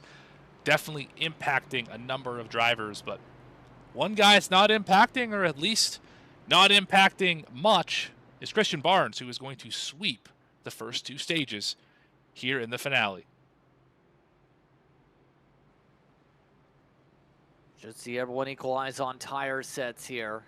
John Ullman should be the lucky dog this caution. And that leaves us, by the time we get going, just over 100 laps to decide it, Morgan. It's looking really good if you're a Christian Barnes fan for a sweep. I mean, how big of a broom would you need to sweep 3 season finales in the same week? Janik missed the pit box. That's more important than the size of a broom. I think Janik might have just taken a faster pair accidentally here because he just had all the scrapes burned off. Correct me if I'm wrong here. He did not take the faster pair, no. So the car randomly decided to erase all its scrub marks, at least. Probably only had 2 seconds of damage or so from scraping that outside wall. Yeah, a faster pair there could have been disastrous for a driver we've seen get in trouble a couple times today, just loose on his own off of turn number 2. But you want to catch up with our stage winner for a second time today, JP? Why not? Let's see what his conversation thought process is like here. Christian Barnes sweeping the stages so far. Let me go grab him here. And we have a lot of paced laps, so a lot of time to talk with Christian Barnes here. So, Christian, so far you've swept the stages on the way to history, potentially in Mystic. What's it been like in the car, especially seeing the strategy that played out in stage 2 here? Yeah, my car feels pretty good on the long run. I was, just trying to chill out, not, overdrive it, too much. And then they started battling a little bit, and I was just trying to sit there, just wait to see what happens. See if I can get into the mix. And then Janet got a little loose, and then he got a little tap, and almost went around. He saved it. Luckily. And then I was able to get around Rayshawn because he also burned his stuff up, running the high side, battling. So I think they're a little bit faster than me mid-run, but short and long run I can keep up, and long run I think I'm a little bit better. So just got to see what happens. You just don't know what kind of race is it going to be. If it's going to be long runs to the end, short run to the end. So just got to I think I'm going to keep doing what I'm doing. Chill out. Don't push it too hard, and just see what happens. It actually leads really well into my question is, we've seen 2 completely different stages. Stage 1, a great number of cautions. Stage 2, pretty much green the whole way through with the pit stop. What do you envision for this final stage? More of the first or more of the second? I think the beginning will probably be like stage one, but I think um, we'll get going, especially with there being less and less people in the field right now. It's just gonna spread us out a little bit more. So I think the second half will 100% be green flag, to the end, but I think the beginning might get a little chaotic. So with that being said here, what's going to be the approach for stage 3 coming up, especially I'm just knowing gonna Yeah, I'm just gonna try to, chill out, continue, just, pacing myself, not, overdriving it, not making any mistakes, and just, see where it lands me. okay. Once you get back to your team, thanks for the time, Christian. Thank you very much. Christian Barnes joined us in the broadcast booth. Straightforward and trying to keep focused because a lot can still happen with Janik and Wingfield still in the conversation, Morgan. Yeah, they're definitely not far away. Janik obviously right behind Barnes. Wingfield back in the 4th position. There's 3 of the 6 drivers on the lead lap. The other ones, of course, Medina, Pollock, and Ullman.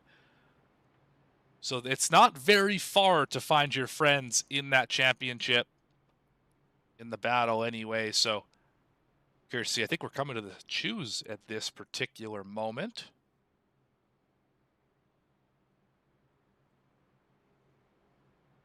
Believe so. Some split issues decision there. I don't think that's split decision. That's Justin Hendry, who didn't let by Pollock for the choose. Choose is still good regardless. Yeah, the line is on, basically on the 2/3 mark up the racetrack, so they were both legal being side by side down there. That was just fine. Also, being a lap down, I don't believe they're allowed to choose anyway. I don't recall what that rule looks like, so it doesn't really matter. Kind of a moot point. The lap down cars line up on the longest line, which, well, they're both even. They both got 2 cars in it, so you might as well just pick the bottom at this point. So it's Barnes, Medina, Janikin, Wingfield, Pollock, then Hendry is next in the choo-choo train. Again, we only have 6 cars on the lead lap. John Ullman is that last car. He is dead end in the running order. So it will be about 101 laps to decide how things play out tonight. Who comes away as a Mystic Racing League Octane Outlaws Cup Series champion? Let's find out. Stage 3 is underway from Homestead.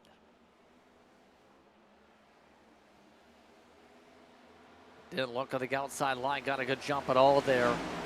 Medina trying to move out of the championship front runner's ways as Janik tries to find a way for the lead. Not quite able to carry the momentum down the back stretch. Barnes can. Oh, big block on Medina for Janik. And right to the back bumper of Barnes. Yeah, Janik does not want to play games, does not want to lose track position. Wingfield trying to get his track position for the inside. Still not done for that 3rd spot, but Janik going to have to work through the dirty air all while through Wingfield. Just about does and will clear finally for 3rd. Yeah, that's a big moment for Wingfield fans. Able to clear Medina. Sight set in front of them. Top 3 once again championship eligibles.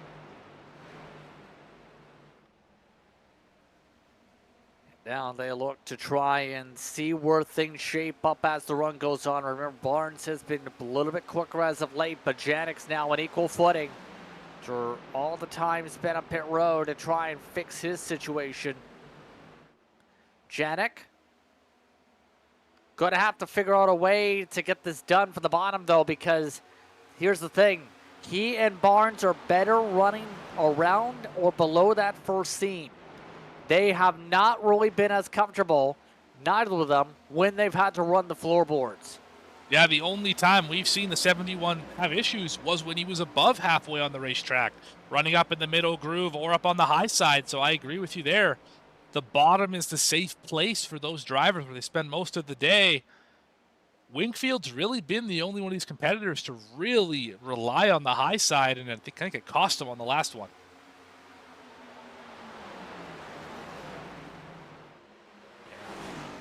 Still riding within a couple car lengths now. Janik. Oh, look at this. Got a better cut to the inside. Barnes went a little bit tight. Will Janik be able to take away Barnes' line? Yes, he will. Barnes forced to test out the high side. Side by side for the race lead. Watch for the 27s run off the corner. Janik slams the door for the crossover. Oh, big crash behind him. Hendry's around. Hendry slides off the racetrack into the wall. No caution. We stay green as Hendry keeps it parked. Now to the high side for the 71. We mentioned that's not his preferred groove. He's going to make the pass anyway. Barnes did not get a good exit out of turn 4. New leader, Evan Janik. Back and forth we go, and now Janik, who had speed in stage 1, looks to see if he can make no mistakes this time. He's been sliding those rear tires all throughout the night in that 71 machine. He cannot afford to make the slides and mistakes he did early. Now it's the time for no mistakes. Christian Barnes slipping back a little bit. He mentioned he was good on the short run. We're past that point. We're already 10 laps into this one. He's been had a little bit of struggle in the middle of the run, but the late run is where he really comes alive. I think we're starting to see the middle run woes start right now for the 27. Yeah, Barnes falling back after what we've seen good from him early on. Not so much right now, but all this is well. The top 4 pull it away. 4 seconds for the rest of the field. Wingfield, interesting enough, is not using the top line like he was earlier on. He was a 10th quicker last time by, though. Can he chip away the gap? We know Wingfield is very aggressive. It will not be so patient here when it comes to trying to make the pass, especially down the stretch here. Now you can see what he's doing. Here from the in car. Just trying to be smooth. It's so difficult seeing that driver in front of you and knowing that you just want to push so hard to catch up to that back bumper, but if you push too hard, you could end up hurting yourself on the long run, sliding a tire or making a mistake and falling back. It's a difficult line to walk. All these drivers are struggling to walk it right now.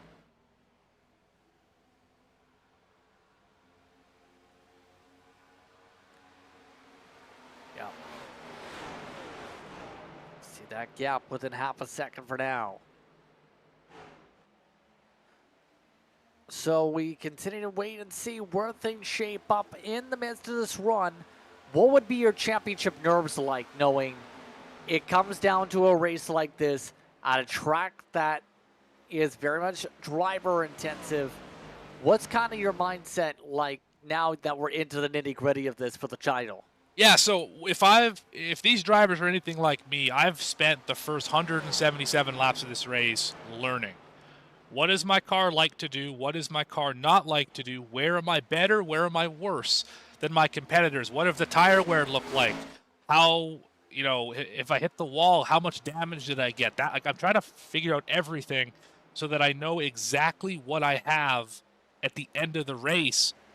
And if you compile enough data points and you learn enough, you might be able to outthink these guys at the end of the race and maybe use a strategy call, maybe use an aggressive move on a restart or something of that nature to just try and do something different, because right now it's so hard to pass. You just have to figure out a way around these guys.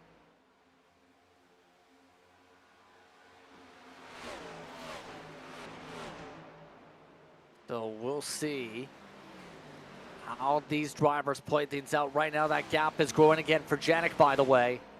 So he's starting to yard it out. But will that be consistent is the thing. Medina, by the way, is keeping up with Barnes and all this. See him just running above the seam, trying to avoid that seam line and avoid getting loose. He's been really solid mid-run. Going to be a very good best of the rest finish, you would have to think, for the 18. Don't think he's got winning speed, but he's definitely got top 4 speed. here tonight. I think it could end up being a win for him. I also think he understands enough what's happening in front of him. He's aware enough of there are 3 drivers who worked their entire season for this moment, and he's not going to go out there and force one of them to throw it away. So I think he's calm enough to understand that. So I think 4th he'll be happy with, and regardless how this race finishes, I think this is definitely going to be the high water mark of Jose Medina's season.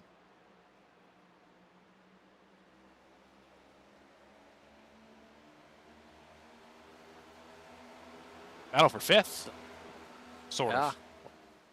It's a bit separated out.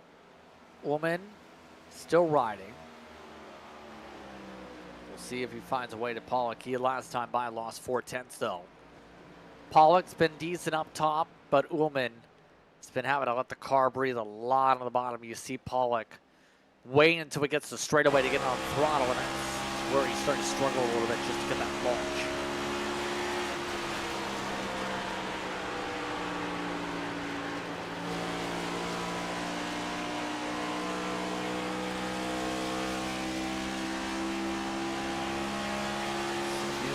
Separation continue to build. Right now, Pollock just trying to drive on his own. Reggie Kime, a person 1 down. Jared Opside, the last run. We're down to 8 running on the racetrack with Hendry officially out of the race. Coming to 85 laps to go here for the Mystic Racing League season. See Opside just minding his business right here. Just trying to survive. That's got to be the mindset here. The 82 who has had a rough year in terms of his luck too. Whenever he's had speed, he's had a hit to the wall. Tonight, he's been surviving, albeit running 39.39. Up front, look at this Whitfield. He got him. Oh my goodness. Into the door of Janik. Janik's up in the outside wall. Slipped off of turn 2. Forced into the wall in 3. New leader, it's Rayshon Winkfield. Might have been some error between the two of them, Morgan, to say the least. Janik's not going to be happy regardless. That was close quarters racing for 84 to go to have that be that close to the fender. I agree with you there. I'm not really sure why that's the move you make at that point in the race. I mean, you had a massive run. You could have swung it down to the bottom. You didn't have to be right on his door. Regardless, they both continue on, but if that took out Janik from the championship in terms of putting him in the wall, wrecking the car, I think we'd have some very upset words after this one.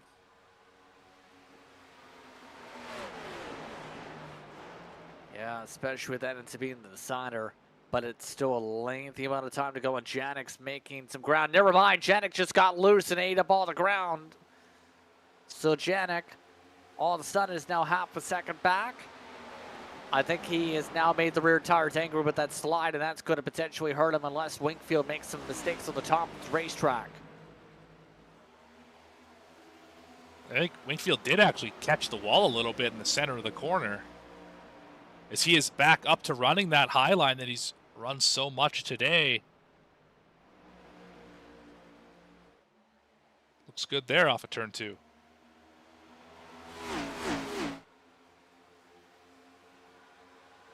See them play the lines. It's going to take a little bit of time for Janik to get back up there, and we'll have to see if he plays things out with the kitty gloves. Goes for aggression in his FSR car.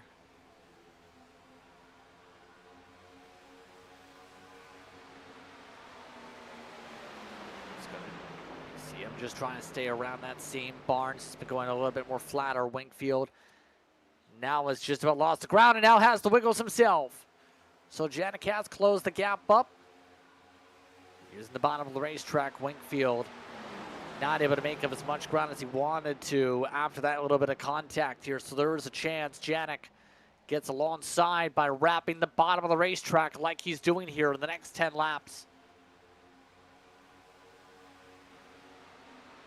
Lost a little bit of ground out of 4 right there. It's under 2/10 in the center. But it's really on the exit where the 23 puts the power down. As long as he's not in the outside wall, he usually gets a good exit here.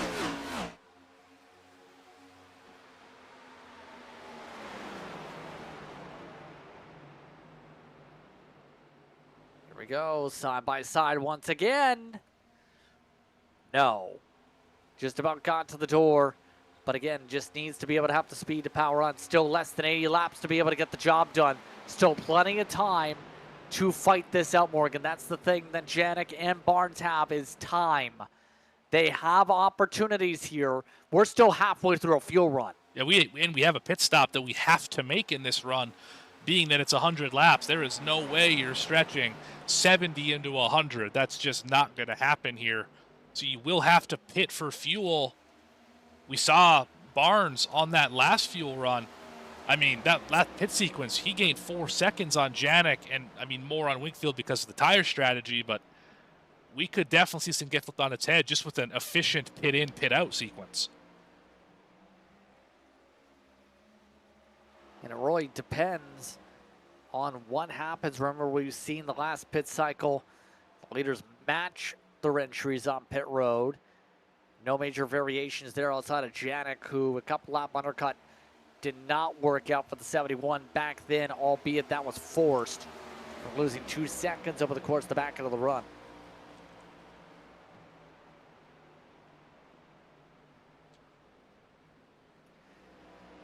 Things pace themselves out. Why don't we take a little bit of a juicy spider side by side? We've gone commercial free so far tonight. 76 to go. The field tries to shape itself out here on V-Speed.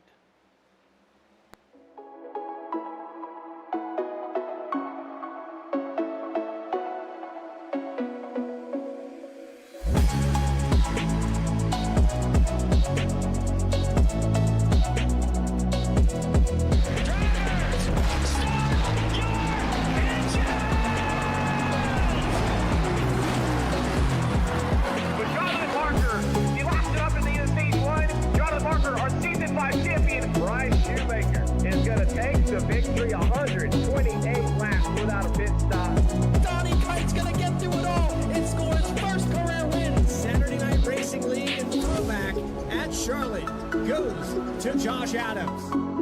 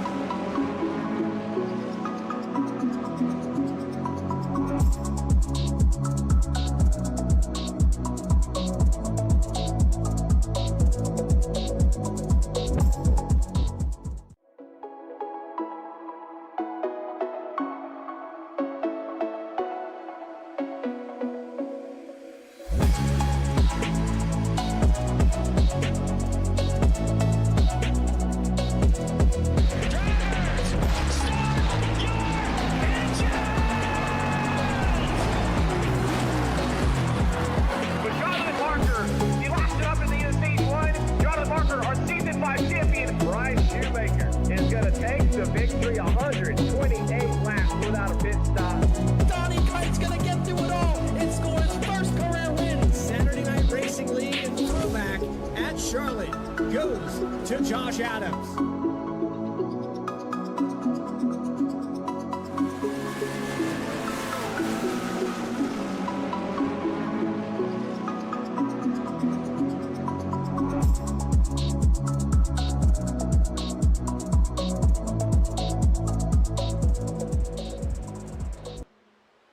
Welcome back to V-Speed for more coverage of Mystic Racing League in the Octane Outlaws Cup Series. Just Prince Morgan Cook with you, our producer this evening is Morgan, using cameras provided by Dougie Beard. Our season finale continues, coming up to 71 laps to go next time by. Decide who wins the championship. Rayshawn Wingfield still holds on in front. Evan Janik still trying to make the bottom work. Christian Barnes still within range. Andrew Allen, he's 90 laps down, out of the championship conversation. These drivers have been trying as hard as they might on the different lines here, but everyone's staying pretty close on pace, Morgan. That's the key. Yeah, just, again, amazing that this racetrack, you can run 3 completely different lines. Obviously, Wingfield up top, Janik in the middle, and Barnes on the bottom, and you can all be within a tenth of each other lap after lap after lap. I think caught the wall, just Wingfield did just there, but, I mean, they're all right on top of each other, and Jose Medina is not that far behind either. Yeah, Medina's done a good job to keep up. Remember, though, it's been around this point of the run where Medina's starting to fade a little bit more compared to the others. Still at least 15 laps or so from before drivers start to maybe think about, do they peel on down? I'm going to be surprised if we see drivers try to extend the run to 40. And we're laps to go, probably I should say. about 5 laps away from even being in the fuel window to make it to the end. I think drivers, I think they probably try and split it in half and would go another 10, 20 laps before they even really think about it. Yeah, I'm not sure what we're going to see here, but the tire fall off, it's been pretty even for these guys. 33.4 is what we're running right now, so only about half a second slower than the fast laps of the day. These guys are still on it right now. Barnes got a run for second all of a sudden. Janik lost a bit of ground the past couple laps during the conversation there, and Barnes, he'll take a shot. Try and see if he'll be able to close up some ground. Let's see what the 27 now does in the WFR car. Nicely done. Able to get that spot away. He did mention earlier, short run was good, middle run had some struggles, long run was better. We are now officially in long run territory, 37 laps into this run, until the end when he chooses to pit here. So I would expect the 27 to continue to march forward as Wingfield's again in the outside wall, and they're side by side off of turn 4. A little bit of a poke. Barnes trying to change the flow of things, closed up 4/10 in the span of just a couple laps. Now he's the best chance to take over the lead from Wingfield. Bottom of the racetrack working well for Barnes, side by side down the back. Wingfield losing momentum for the high groove right before the end of the straightaway. Barnes looks to clear. Can he find a way in front? Looks like the answer is just about slammed the door, but couldn't. I thought better of it.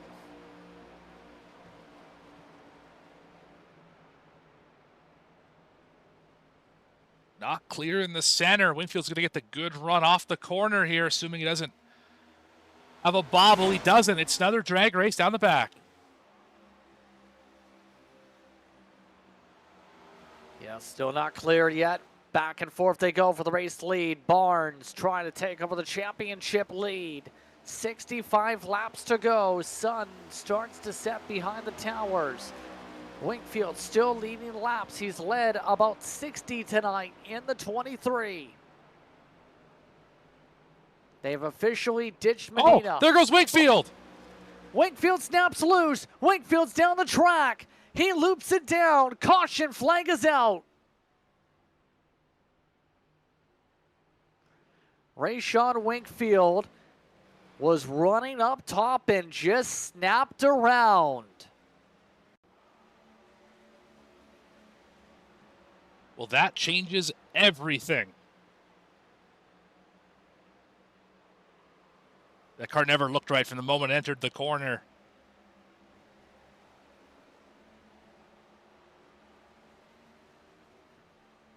Yeah, not sure why that one triggered a caution.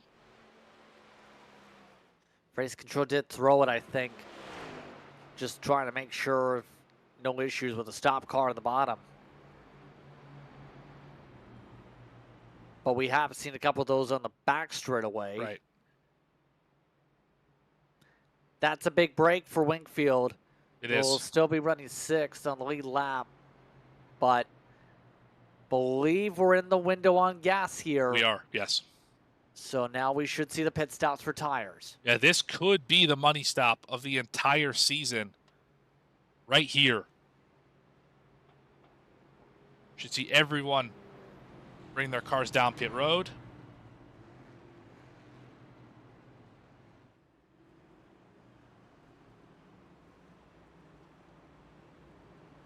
Here we go. Big stops here. Reggie Kime, your lucky dog, this caution. We're going to have a whopping 7 cars on the lead lap now. Here we we go. Janik a little bit deeper in the box. Might hurt his pit stop delta. Wingfield already on the jacks too. Looks like Barnes in position to get a good launch out here. Medina gets the launch. Barnes fires off and takes the lead back. Janik second, Medina third. Wingfield comes out fourth in the race on pit road. Yeah, Barnes the fastest on pit road and in the pit box. Comes out as the leader. Medina close. Comes out in third. Janik in the second spot.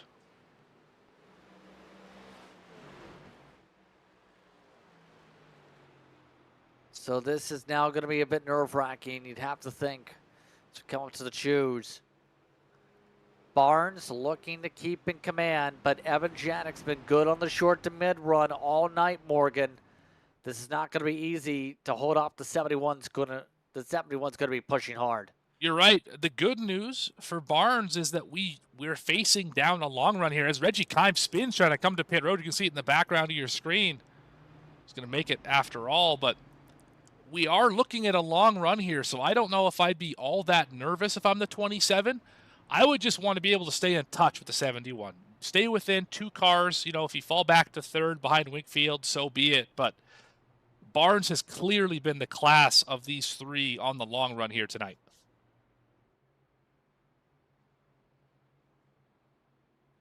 So again, it's going to be Barnes, Wingfield choosing the top.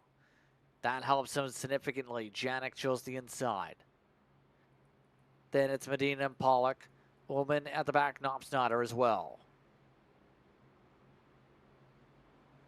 Just 7 cars left on the racetrack. Reggie Kime is down pit road trying to get damage repairs done despite coming up to the green flag here. Yeah, he was the lucky dog. Just left the pit box here, so he's not going to be able to catch the field, but he should at least be able to stay about half a lap behind the leaders.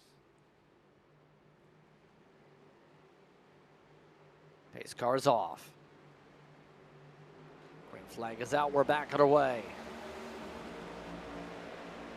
Barnes able to clear on by. Wingfield going for second. Janik trying to use the dive to the inside, though. Hearing a restart may be under review here as Wingfield clears for second. At 23, he's going to take no prisoners. He knows he's got to get ahead of Barnes if he's got any hope, considering how good the 27 is on the long run. As Pollock finds his way up to third for the first time tonight.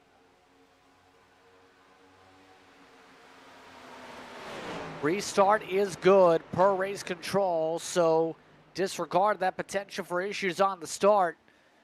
Wingfield looks to push hard to get up to Barnes again. Less than 60 laps on the season to go. Pollock trying to charge the hardest he has all season long here. He pushes up the racetrack. Can the 92 find some late run speed? And wouldn't this just be an upset of all upsets to see a driver who has really just kind of hung around and survived all day make a late race push to go win the thing, and he knows that these front 3 are care more about winning the championship than the race, so he could go ahead and steal this one away from Barnes, Wingfield, and Janik.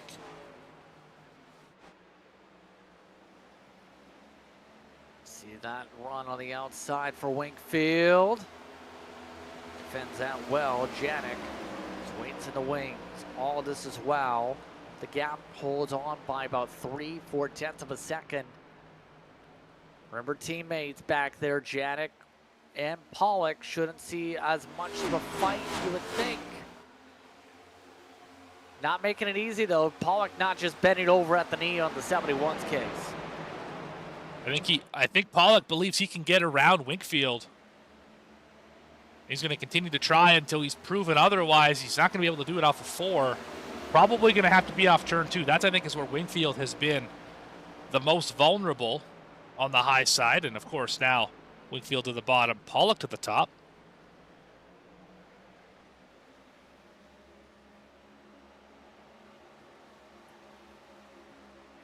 Again, switching the lines. Again, nothing doing in terms of the fight. 56 to go. Pollock's had 11 pit stops, had to fix a lot of damage on the race car here tonight. Looks like now is the time for Janik to go for it. Watch for the clearance attempt next time by in the backdrop there. Wingfield's building a buffer from it. And right there Pollock with the give and take. That's just good teammate racing right there, is again, knowing what your teammate's racing for. And, I mean, they're in the same voice chat. They're talking to each other, so just making sure that that he's helping while trying to run his own race at the same time.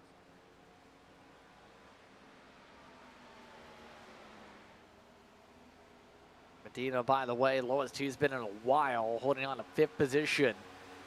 Last time through, 10th quicker than Pollock, as Pollock's in the wall. Just briefly, glancing blow still continues to hang on to 4th. Yeah, but for how long?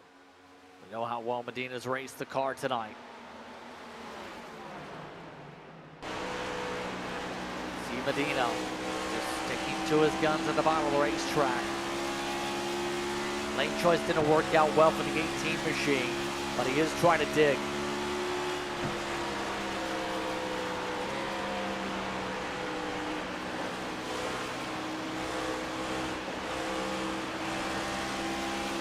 Just trying to run the bottom of the racetrack with cleaner. It's still not working. By the way, Wingfield's closed the gap down to 2/10. Wingfield hasn't moved up yet. He's just running the bottom before he tries to change it up on Barnes.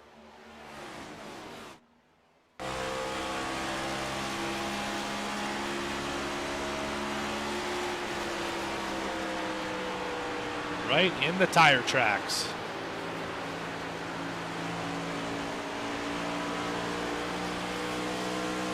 Will he get a run? Where will he get a run is the better question. See, right now Wingfield not willing to force anything. No, he knows Barnes. Sends you a slide up out of 4 though. This time Wingfield slides up, kept his foot in it, trying to get the run. Not quite there. Had a good look at it. He's going to regroup. Janik's also regrouping, also picking up some time as they go. So if they start to get too intense here, Janik may be able to take advantage of something quickly. Pollock's still fighting. Yeah, I'm surprised how much fight we're seeing for the 92. This is the best he's raced all night. Here we go. Wakefield's got the run. Middle of the track. Barnes thought about a block. Wakefield gets the poke instead. Inside Wingfield, Barnes on the outside. Wingfield to close. He spins himself on instead. Wingfield's around. Caution flag is out.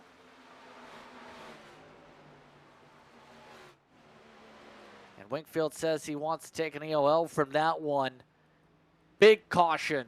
A second slide when finding up at the front tonight in this stage. Yeah, we had a great look at it. He just tried to clear, had an opening, and then all of a sudden right there, it's just not, he's going to end up wrecking both of them. Yanks the car to the left, and around it goes.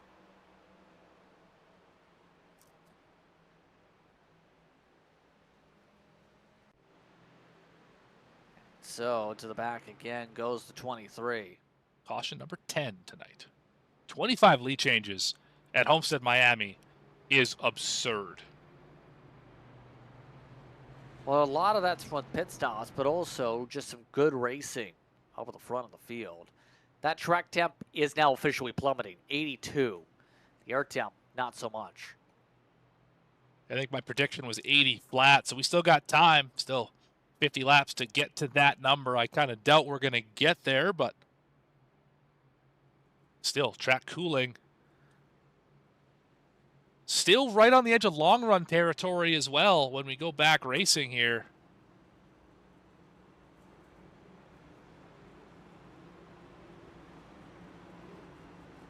Reggie Kime stays out. Usually he's come down the second time. We only ran 14 laps. I think these drivers are burning the set here, surprisingly, for some cases. This is their 6th Oh, pit Janik stops. missed it badly. Oh, we might be forced to take 2 here. Will Janik adjust and take a 2-tire stop? No, he'll just take 4. Barnes, Pollock, Ullman, Janik. Then Wingfield. Yeah, Wingfield also had a bad stop. He was already in the 6th spot, but he didn't lose any spots. Medina actually lost more spots. Yeah, Medina was slow down the pit lane. Not really sure why.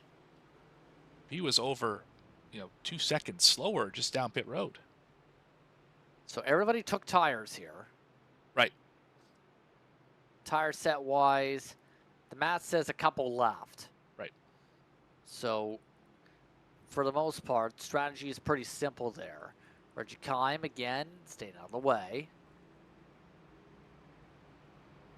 9, sacrifice the race lead.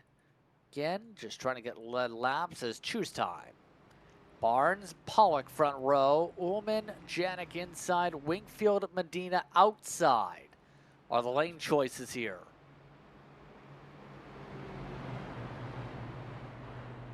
So to answer your question, Alan, who's got tires? Everyone's got tires. Basically heads up at this point in the race. 48 to go. Who you got? Everyone watching. There's 16 of you.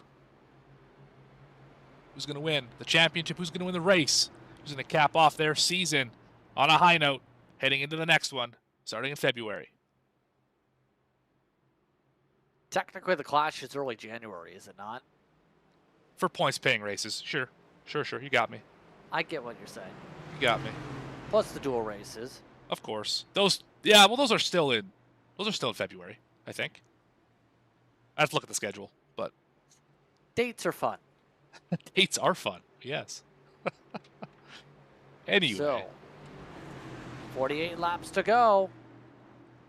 Barnes and Pollock. Wingfield's the next highest championship runner. Green flag is out. Decent start actually for the 92, but Wingfield wants to go for second already. Wingfield trying it from the high side, going the longer distance around, all while Janik is trapped. Wingfield is riding the wall trying to get the pass done. Goes for a move right on the quarter panel of the 92 of Pollock. Gets alongside. I don't know if we'll be able to clear off at turn 4. Pollock edges ahead ever so slightly. Drag race down the back. This is the worst possible thing that could happen to the 23, as the 27 is driving away. Yeah, great restart for Christian Barnes. Not so good one for Rayshawn Wingfield. Wingfield needs to find a way to dig in fast. Be able to close up the gap. Janik stuck behind Medina. If anything, Pollock is trying to push hard for the race lead at the high side. Everybody else preferring to stay on the inside on the short run.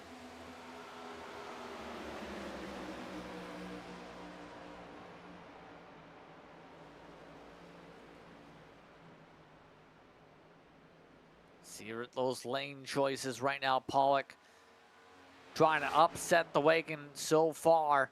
Here comes a run for the lead. Pollock thought about a poke, doesn't take it. Yeah, where did this speed come from the 92? Hasn't really been a factor all day, but shows up when the lights are the brightest, quite literally. I think they just finally turned on here around the speedway. Here comes the 92.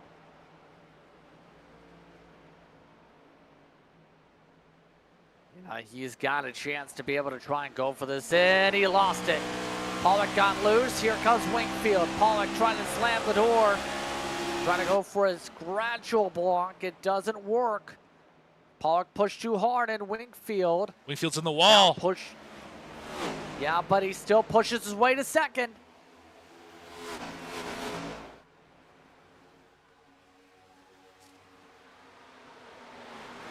Now it's Medina trying to make that move on Pollock. Yeah, Janik has gone nowhere. Well, he now goes somewhere. He goes inside to the inside apron. Nearly knocked down Medina in the door.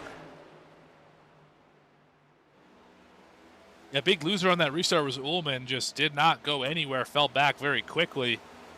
Of the championship drivers, obviously it's Janik. Had the bad stop, lost some ground, and now is staring at 3 drivers in between him and what could be a championship night.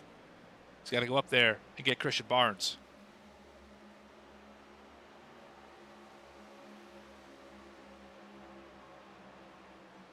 See that square up between the two of them. And it's all a choo-choo train to the bottom of the racetrack now. Sun's starting to set here. Lights not on yet, but should turn on in the next couple minutes. Still 40 to go. Coming up, Janik now gets a chance to try on Medina again. Medina having to play with the throttle a little bit in the outside, just still giving those runs. Compared to what Janik's able to do. Janik trying to change it up, and he now tries top.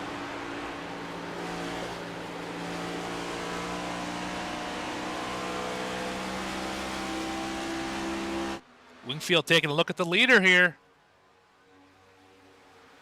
Over the bumper, going up high, trying to run up from the wall. Will Wingfield get to the outside? He got there. Does.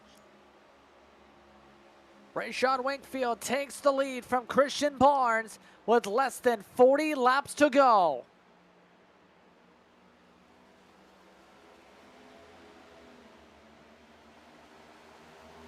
So will this last? We know how well Barnes has kept himself composed. Some of the mistakes we've seen for some of the leaders tonight. Janik has gotten around Medina, at least for now. Got his teammate Pollock in between him and Barnes. As Medina fights back on the bottom here. It's Pollock right to the back bumper of Barnes. Yeah, just trying to push him forward a little bit. This has been a great third stage for Alex Pollock as, he just sent himself at the wall. Just a kiss. Just a kiss. He's going to get around Barnes as well. Now, how about that? What's going on with Barnes here? Got to think he's just trying to save his stuff, make these final 38 count. Hasn't hit anything, so it can't be damage on the tires, right? It's got to be just a conscious decision to kind of save what you got.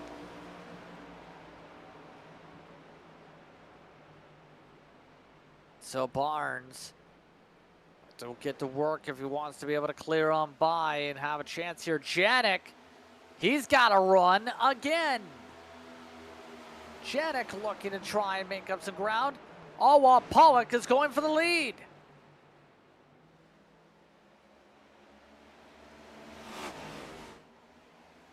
On the bottom of the racetrack, that bright yellow 92 says it's my time to lead some laps here today.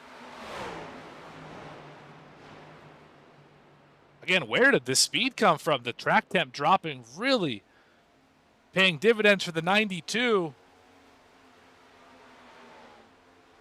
Can't quite get it done there, but it's only 2 car lengths between Pollock and Wingfield.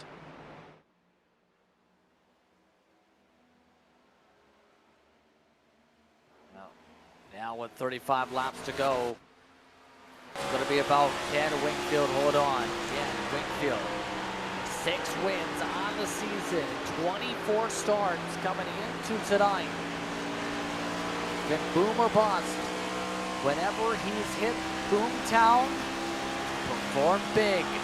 Whenever it's hit bust, it's been a big time bust with some of the incidents. But with this championship closing down, Wingfield is in prime position to control things up front. Can he have no mistakes for 4 more times from Homestead?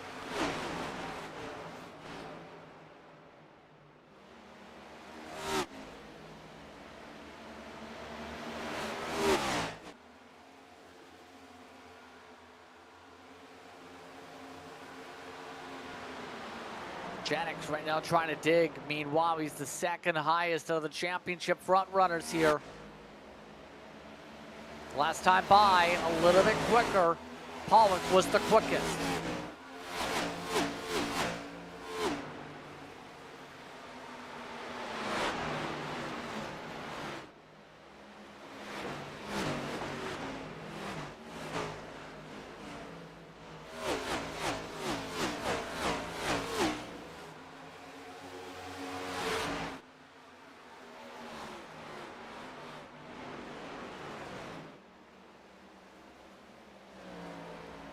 Single file, pretty much all around on the bottom in 3 and 4. I think this is kind of the last time you're going to save your stuff, and you're probably going to push for these final 20. Yep. Everyone just biding their time right now. Yeah, this is going to get curious how things close out. Just letting things breathe is what the mindset is now for some. No chance to do anything but breathe, Morgan, with these lap times. Yeah, we are clicking them off in a hurry. 33.5s, what the leaders are all running. Janek now making his presence felt. Just about going to get around his teammate Pollock. Pollock fights back on the high side. 31 to go.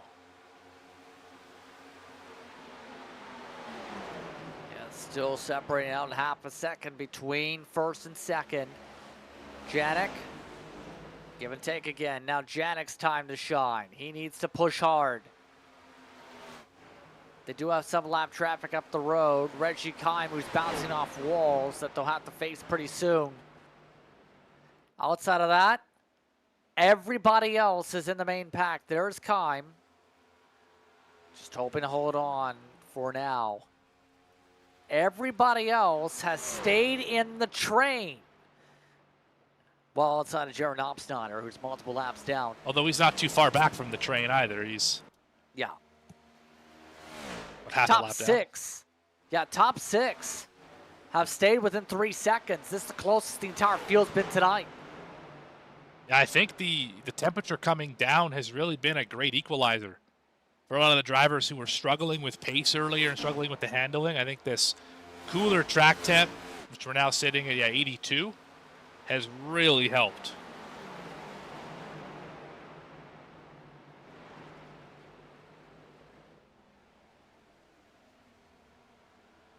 And this has now been where you need to be able to be adaptable when it comes to the conditions. You've seen things really change up as of late. So, here comes the question. We know Christian Barnes was saving a little bit. It might be still saving here in our pack. How far are you willing to save it here? Because here's the thing, Pollock is trying to pressurize him. He just passed Pollock. Pollock was in front of Barnes. Yeah. This is, I think, Barnes turning it on. I think Pollock just got the wall there as well. I think Barnes is saying, it's go time. I'm a second and a quarter back. I have to go right now. We're just now in the window, 22 laps on this run where we would start to call this a long run. And that's really where Barnes has been at his best all night long.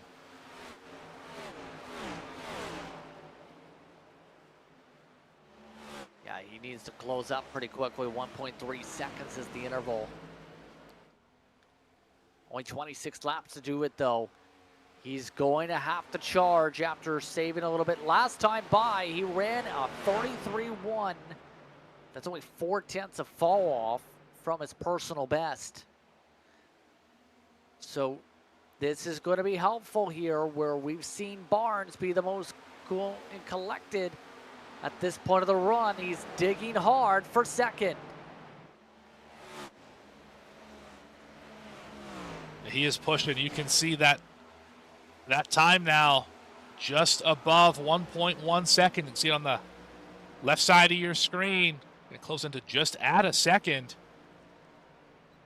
Back from Winkfield, only 0.2 back from Evan Janek.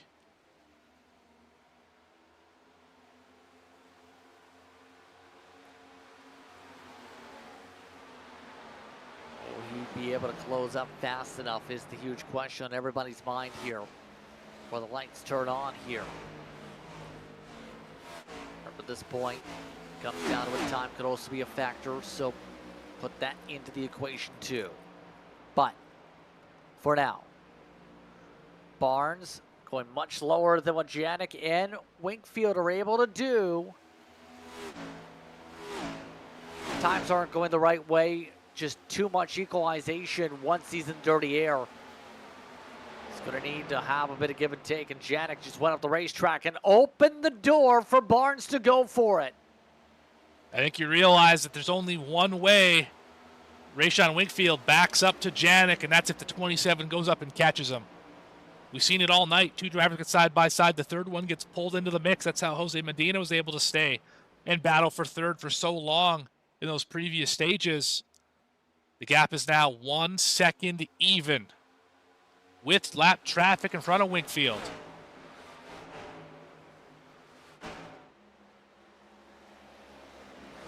Winkfield trying to run low, stay out of the dirty air of Reggie Kime. Traffic's been very cordial here tonight. Should see no major issues here, in theory. Gap is closing quickly with Barnes in a clean air pocket, though. Still, Winkfield not able to clear by yet. The gap has gone down 3/10 since the pass per second. 3/4 of a second now. That gap is closing and fast. Barnes is digging. A ton of entry speed. They're running the same line as well. You see a 1/10 of a second through the center of the corner. And even down the straightaway as well.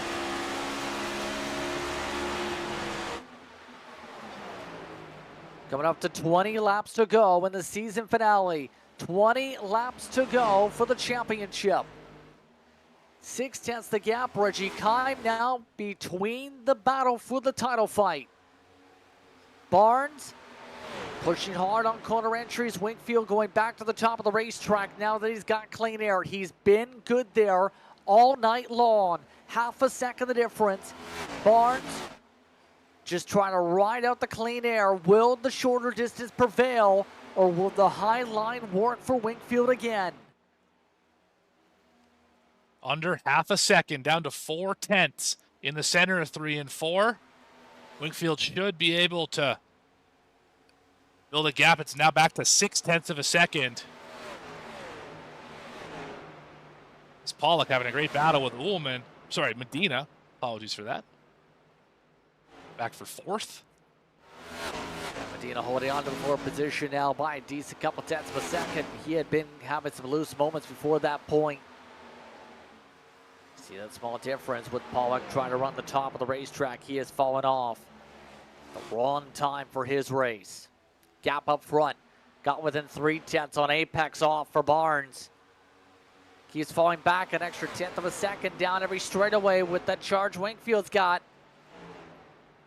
But gains more than that in the corners. Yes. I mean, he's inching slowly but surely closer to Winkfield. It's going to take every lap, I think. But I think he'll get there. The question's going to be here, how do you handle it when you get there? How do you try and clear on by with what we've seen to be a difficult spot to get done from the bottom? I think you have to slide job. I think that's really going to be the only way. You're not going to be able to make the move down the straightaway. I think you get even to him into the corner and you just sail it off into the corner and hope it sticks and hope that he doesn't cross you over, and then you just fight back that way. I don't know how else you would make this pass here. Gap is down to under a 1/10 and a half. Barnes got a little loose off the corner. Winkfield tries to stretch it. 16 laps to go from Homestead. Winkfield going a little bit higher up this time. Avoids the wall to the fender. Nearly to the door. Into the wall and for Winkfield. Too high up the racetrack. Here comes Barnes. Barnes with a run down on the inside. Side by side equal. Wakefield pushes up the track. He's tight. He's Barnes too will clear. tight. Oh, man. That changes everything. Christian Barnes takes over the lead with 15 laps to go on the season.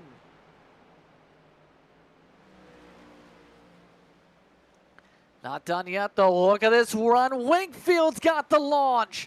Knobsteiner moves down low on the apron. 23 of Wakefield clears by again. Barnes will keep it up on the inside. Still door to door through 3 and 4. High side should get the run, should get the momentum. He will. Wakefield back to the point. Back and forth, like a pendulum swing we go. Janik 1.8 seconds back out of the conversation. Wakefield pushes up. Barnes doesn't go for the side draft. Elects to give some space once again. Wakefield now trying to crowd Barnes, try and see if he can pressurize a mistake that way. Barnes gets the better roll. 13 to go. And clear for the 23 into turn 1. But not clear fully. Every time through the corner, Barnes is able to get the send on the inside. Wakefield gets the response every time down the back straightaway. That time swooping down to pull him back. Coming to 12 to go. Barnes better on center. Wakefield better on exit. A bubble for the 27 this time. Something's got to give for one of these lines for this championship.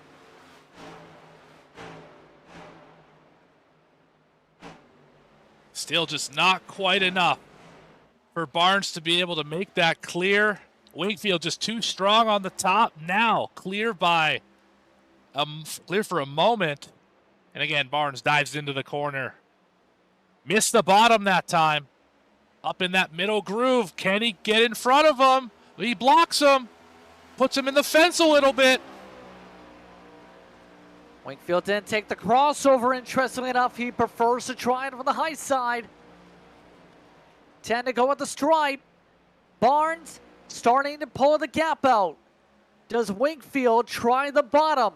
He's not been that comfortable here tonight. No. He does. He doesn't get to the He does try the line, but doesn't get to the inside, though, critically enough. He's still going to have the run, though, off the corner. They're sideways. He's sideways. Lost all the ground. 10 laps to go for the championship. Wakefield needs to reset. Big mistake coming off of turn 4. Barnes now with an advantage of almost half a second. And this is not going to be easy for Wakefield. They've now pulled away by a good 1.9 seconds in the next spot for Janik. But Wakefield needs the laps of his night if he wants a chance to get back to the 27. You have to put together 9 perfect laps if you're Rayshon Wakefield to even have a chance at this championship. Christian Barnes has been the best on the long run tonight. This is the best. Wingfield's been on the long run as he slides up into the outside wall. The gap back now to half a second. Time to dig deep right here. He's trying to dig on his preferred line as much as possible here. He is bouncing off these fences. That is killing his chances here. An air drag to the wall, 2 in 2 sets of corners. Near 7/10 the gap. 8 laps to go for the championship. Barnes last time by, more than 2/10 quicker up front. It's Christian Barnes' race to lose. He played this out the right way to set up for the long run, and now he just needs to manage the gap.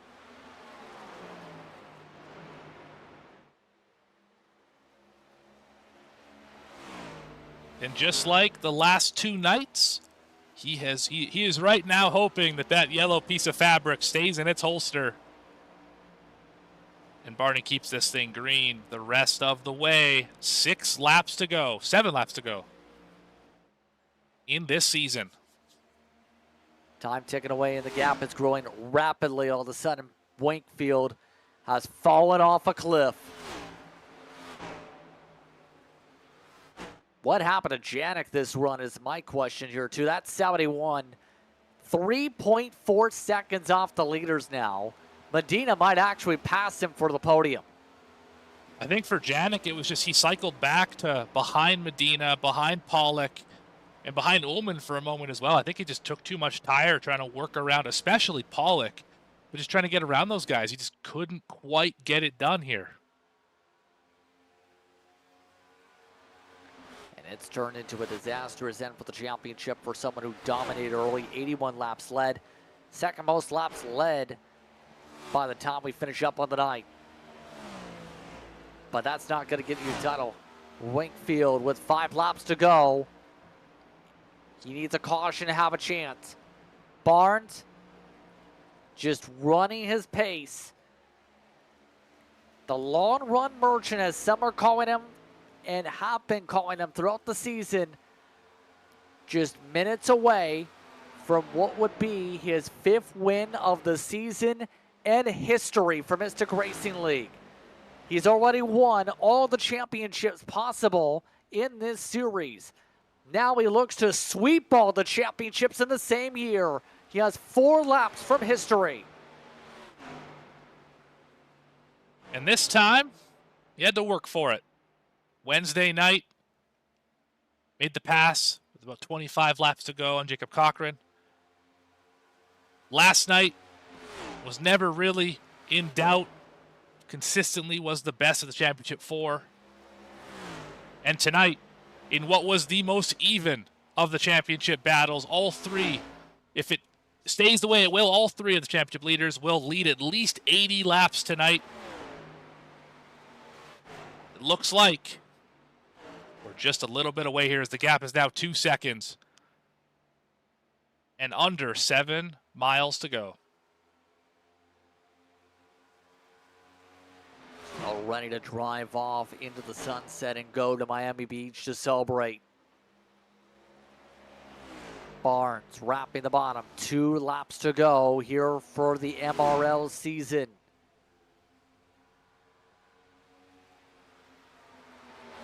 Just has to keep the wheels steady. Doesn't have to push hard. Gap's going the right way. It's been a perfect night for the long run for Christian Barnes. He had minimal mistakes from the get-go. Everyone else has made at least 1 mistake tonight, but not Christian. 1 more time to go for the championship. White flag is out. Final time around from Homestead, Miami. And it looks like for the first time this week, your champion will also be your race winner. And for the call to end the season, JP, the honor is all yours. It takes effort to win 1 championship. It takes a lot of skill and speed to win 2 of them. It takes dedication and more to sweep all the championships. Christian Barnes wins all 3 major titles for 2025. Christian Barnes, your 2025 Octane Outlaws NASCAR Cup Series champion. He gets the trucks, he gets the nationals, he gets the top tier series, and makes history, winning all 3 in 1 singular year while getting the win. I mean, there is just nothing you can say that can put into words how dominant these last 3 days have been for Christian Barnes. What a run. What a finish. Well played, 27. Congratulations on the 3-peat this week. Well done. Entire welcome game. Congratulating him there. Actually picked up damage from it. It's going to be a trip to victory lane for one Christian Barnes. The funny thing is, in the Cup Series, Morgan, he didn't look like he had the luck. He had speed, just couldn't get the wins early on, but it started coming through in about August, July-ish area. And since then, the poise worked like a charm for the 27. Well, what do you say? Let's bring him up here. Let's have a chat with our champion. Christian Barnes burning it down here on V-Speed as he keeps up the celebration. Christian, Yep. you're burning it on down. How does it feel to sweep all 3 NASCAR titles in Mystic Racing League the first time in series history? I don't even have the words. Oh my God. Yeah, I'm like partially crying right now, actually. Yeah, this is definitely something else. Just I don't even have the words. Talk us through that final run between you and Rayshon Wingfield where you dropped as far back as 4th, actually.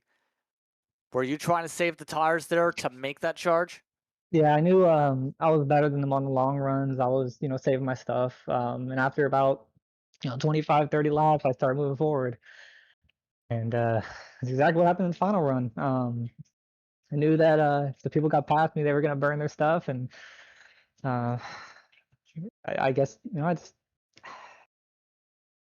wow. Yeah, I just was able to save my stuff throughout the whole race, and I was able to get it. So let me ask you this. We throughout the season when we were with V-Speed, throughout Ball and TV, throughout the Precision Production Network, with all the different networks that have covered the racing action, one of the trends early on was, when can you get that first win? There was even the meme of the purple car at one point. How would you Yeah, describe that transition from that struggle to get into victory lane to knocking off 5 wins the past 2 months? yeah. It's just I've been able to figure out this car, and once I had it, I've just finally, the momentum just kept coming, and yeah, once I got it, I mean, I think Mystic said it best. Once you win, it just opens the floodgates, and once I figured it out, I just, I kept, managing it, getting better and better and better, and I was finally able to, show it in you know, the playoffs. So yeah, just all the hard work paying off. Who do you want to give a shout out to, a part of this championship finale? I want to thank, my teammates, Waterforce Racing, Gavin and Brad. I want to thank, Black Diamond Designs for my paint schemes. I want to thank. There's a few people spotted me at the end of the race. After they're out of the race, they want to spot me and cheer me on. And Wade and Chad. Uh, I want to thank Precision for adding me on. Late in the season. And I also want to thank the King at Meatball Motorsports. In his other league.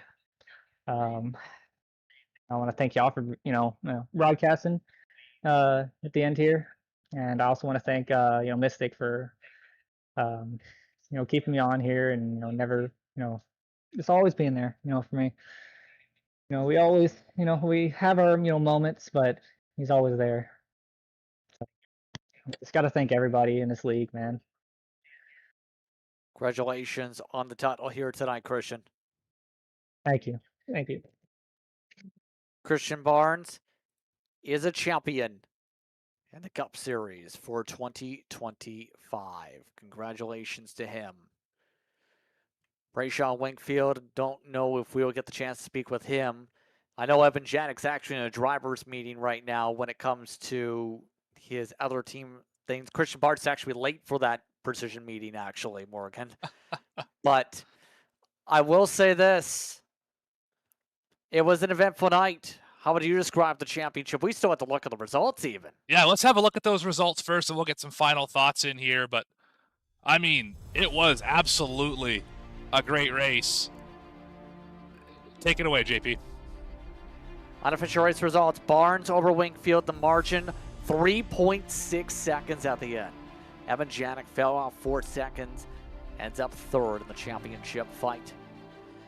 Medina and Pollock round out the top 5.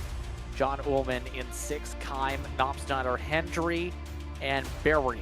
Your top 10 of note, Knopfsnyder, last of those running. As well, you look at the rest of the field here.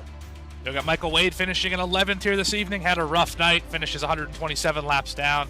Andrew Allen called it quits about lap 100. He will finish 4th in the points, 12th in the race here tonight. Chad Allen right behind him, finishing 13th. Stephen Gill had a rough night, finishes 14th. Heath Dwinell retires early in 15th. Colin Bollinger, same deal. He will retire early, finish 16th. Joshua Gillen had a tough night to start. He finishes 17th. And Justin Schaub elected not to start the race. So talked about it for the runner here tonight. Before we get those final thoughts, Brandon Willard joining us now with the broadcast booth here. He's standing on by. Brandon, interesting championship fight to the very end. How would you describe your position from the Mystic Racing League standpoint? Well, I think I've echoed this the last 2 nights. It was a roller coaster of a year. These drivers have definitely earned the right to be here. Just not only our championship drivers, but all these drivers, they have worked so hard. And I know our league, I'm not necessarily bragging, but we have one of the tougher schedules just because of the length and the grit. And, it's just so long. And from January all the way to almost November, you got to stay focused and you got to stay disciplined through basically 10 months of racing. It's just a lot that these drivers have to go through. You're going to have a lot of ups, but you're also going to have a lot of downs and challenges and things thrown your way. And Christian, as I've said the last 2 nights, I feel like I've just been talking about him all week. And he's just a great example. And all these championship guys are a great example. They've not necessarily had a great regular season, but they've stayed motivated, and they've all been great role models for Mystic Racing League. And definitely are, like I said, great role models that everybody can look up to, and they've helped everybody out in different ways. And they're, I can't be more prouder than them. And like I said, I'm so proud of our guys and our partners and you guys that have given us a platform to showcase our races. And like I said, it's been a great season. What a great race we had tonight. Like I said, I didn't know who was going to win it, but these guys, they put on a great show, and that's what we like, and I'm so thankful. Absolutely, and talking about the future when it comes to Mystic Racing League, what are you looking most forward to for 2026? I know a lot of new partners coming aboard. Well, yeah, we're really excited with the partners that we have coming on board. Real thankful for those guys, and we still have some things that we're going to announce here in the coming weeks. We like to give everybody a place to race. Obviously NASCAR is our bread and butter with the trucks, Xfinity, and Cup.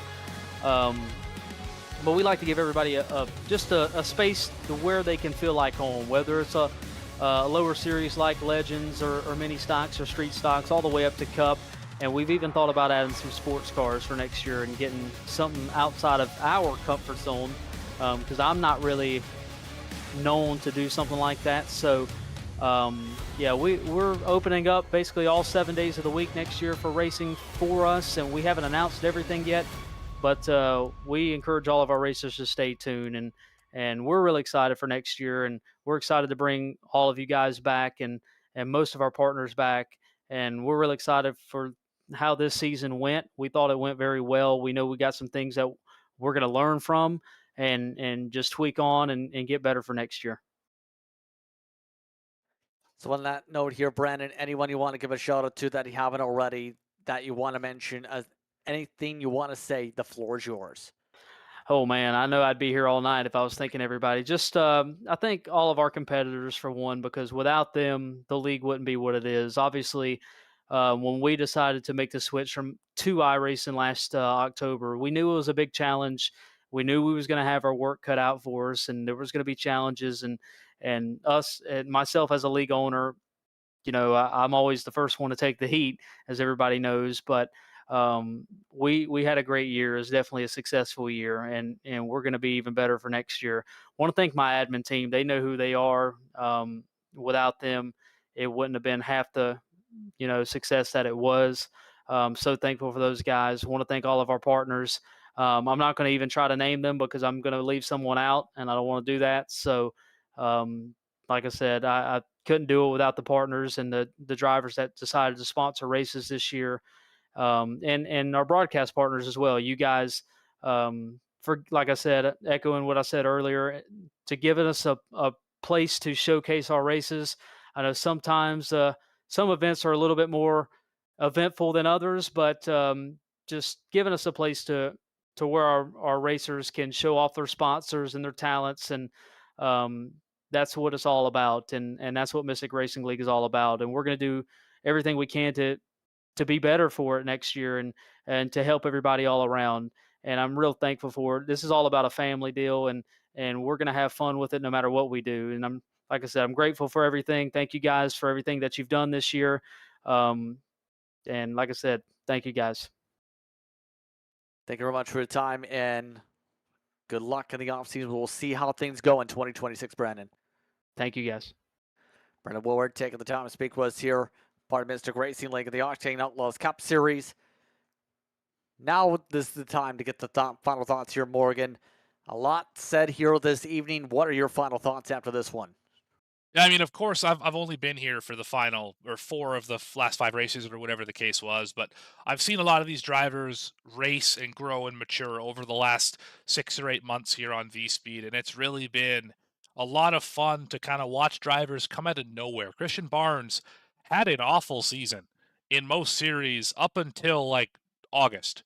And then things just flipped a switch, and now here he is, a champion in every single league. And then drivers who dominated the whole regular season, Cochran, Janik again in this series, really, and Winkfield as well, walk away with Rookie of the Year honors in 3 of those series. So it's interesting the way that everything shook out, and it has been a great season, and I'm very excited to have a bunch of these Mystic Racing League series on V-Speed next year, starting in February, starting in March. We're going to see a lot of great racing. And JP, I think you're going to be part of some of those, are you not?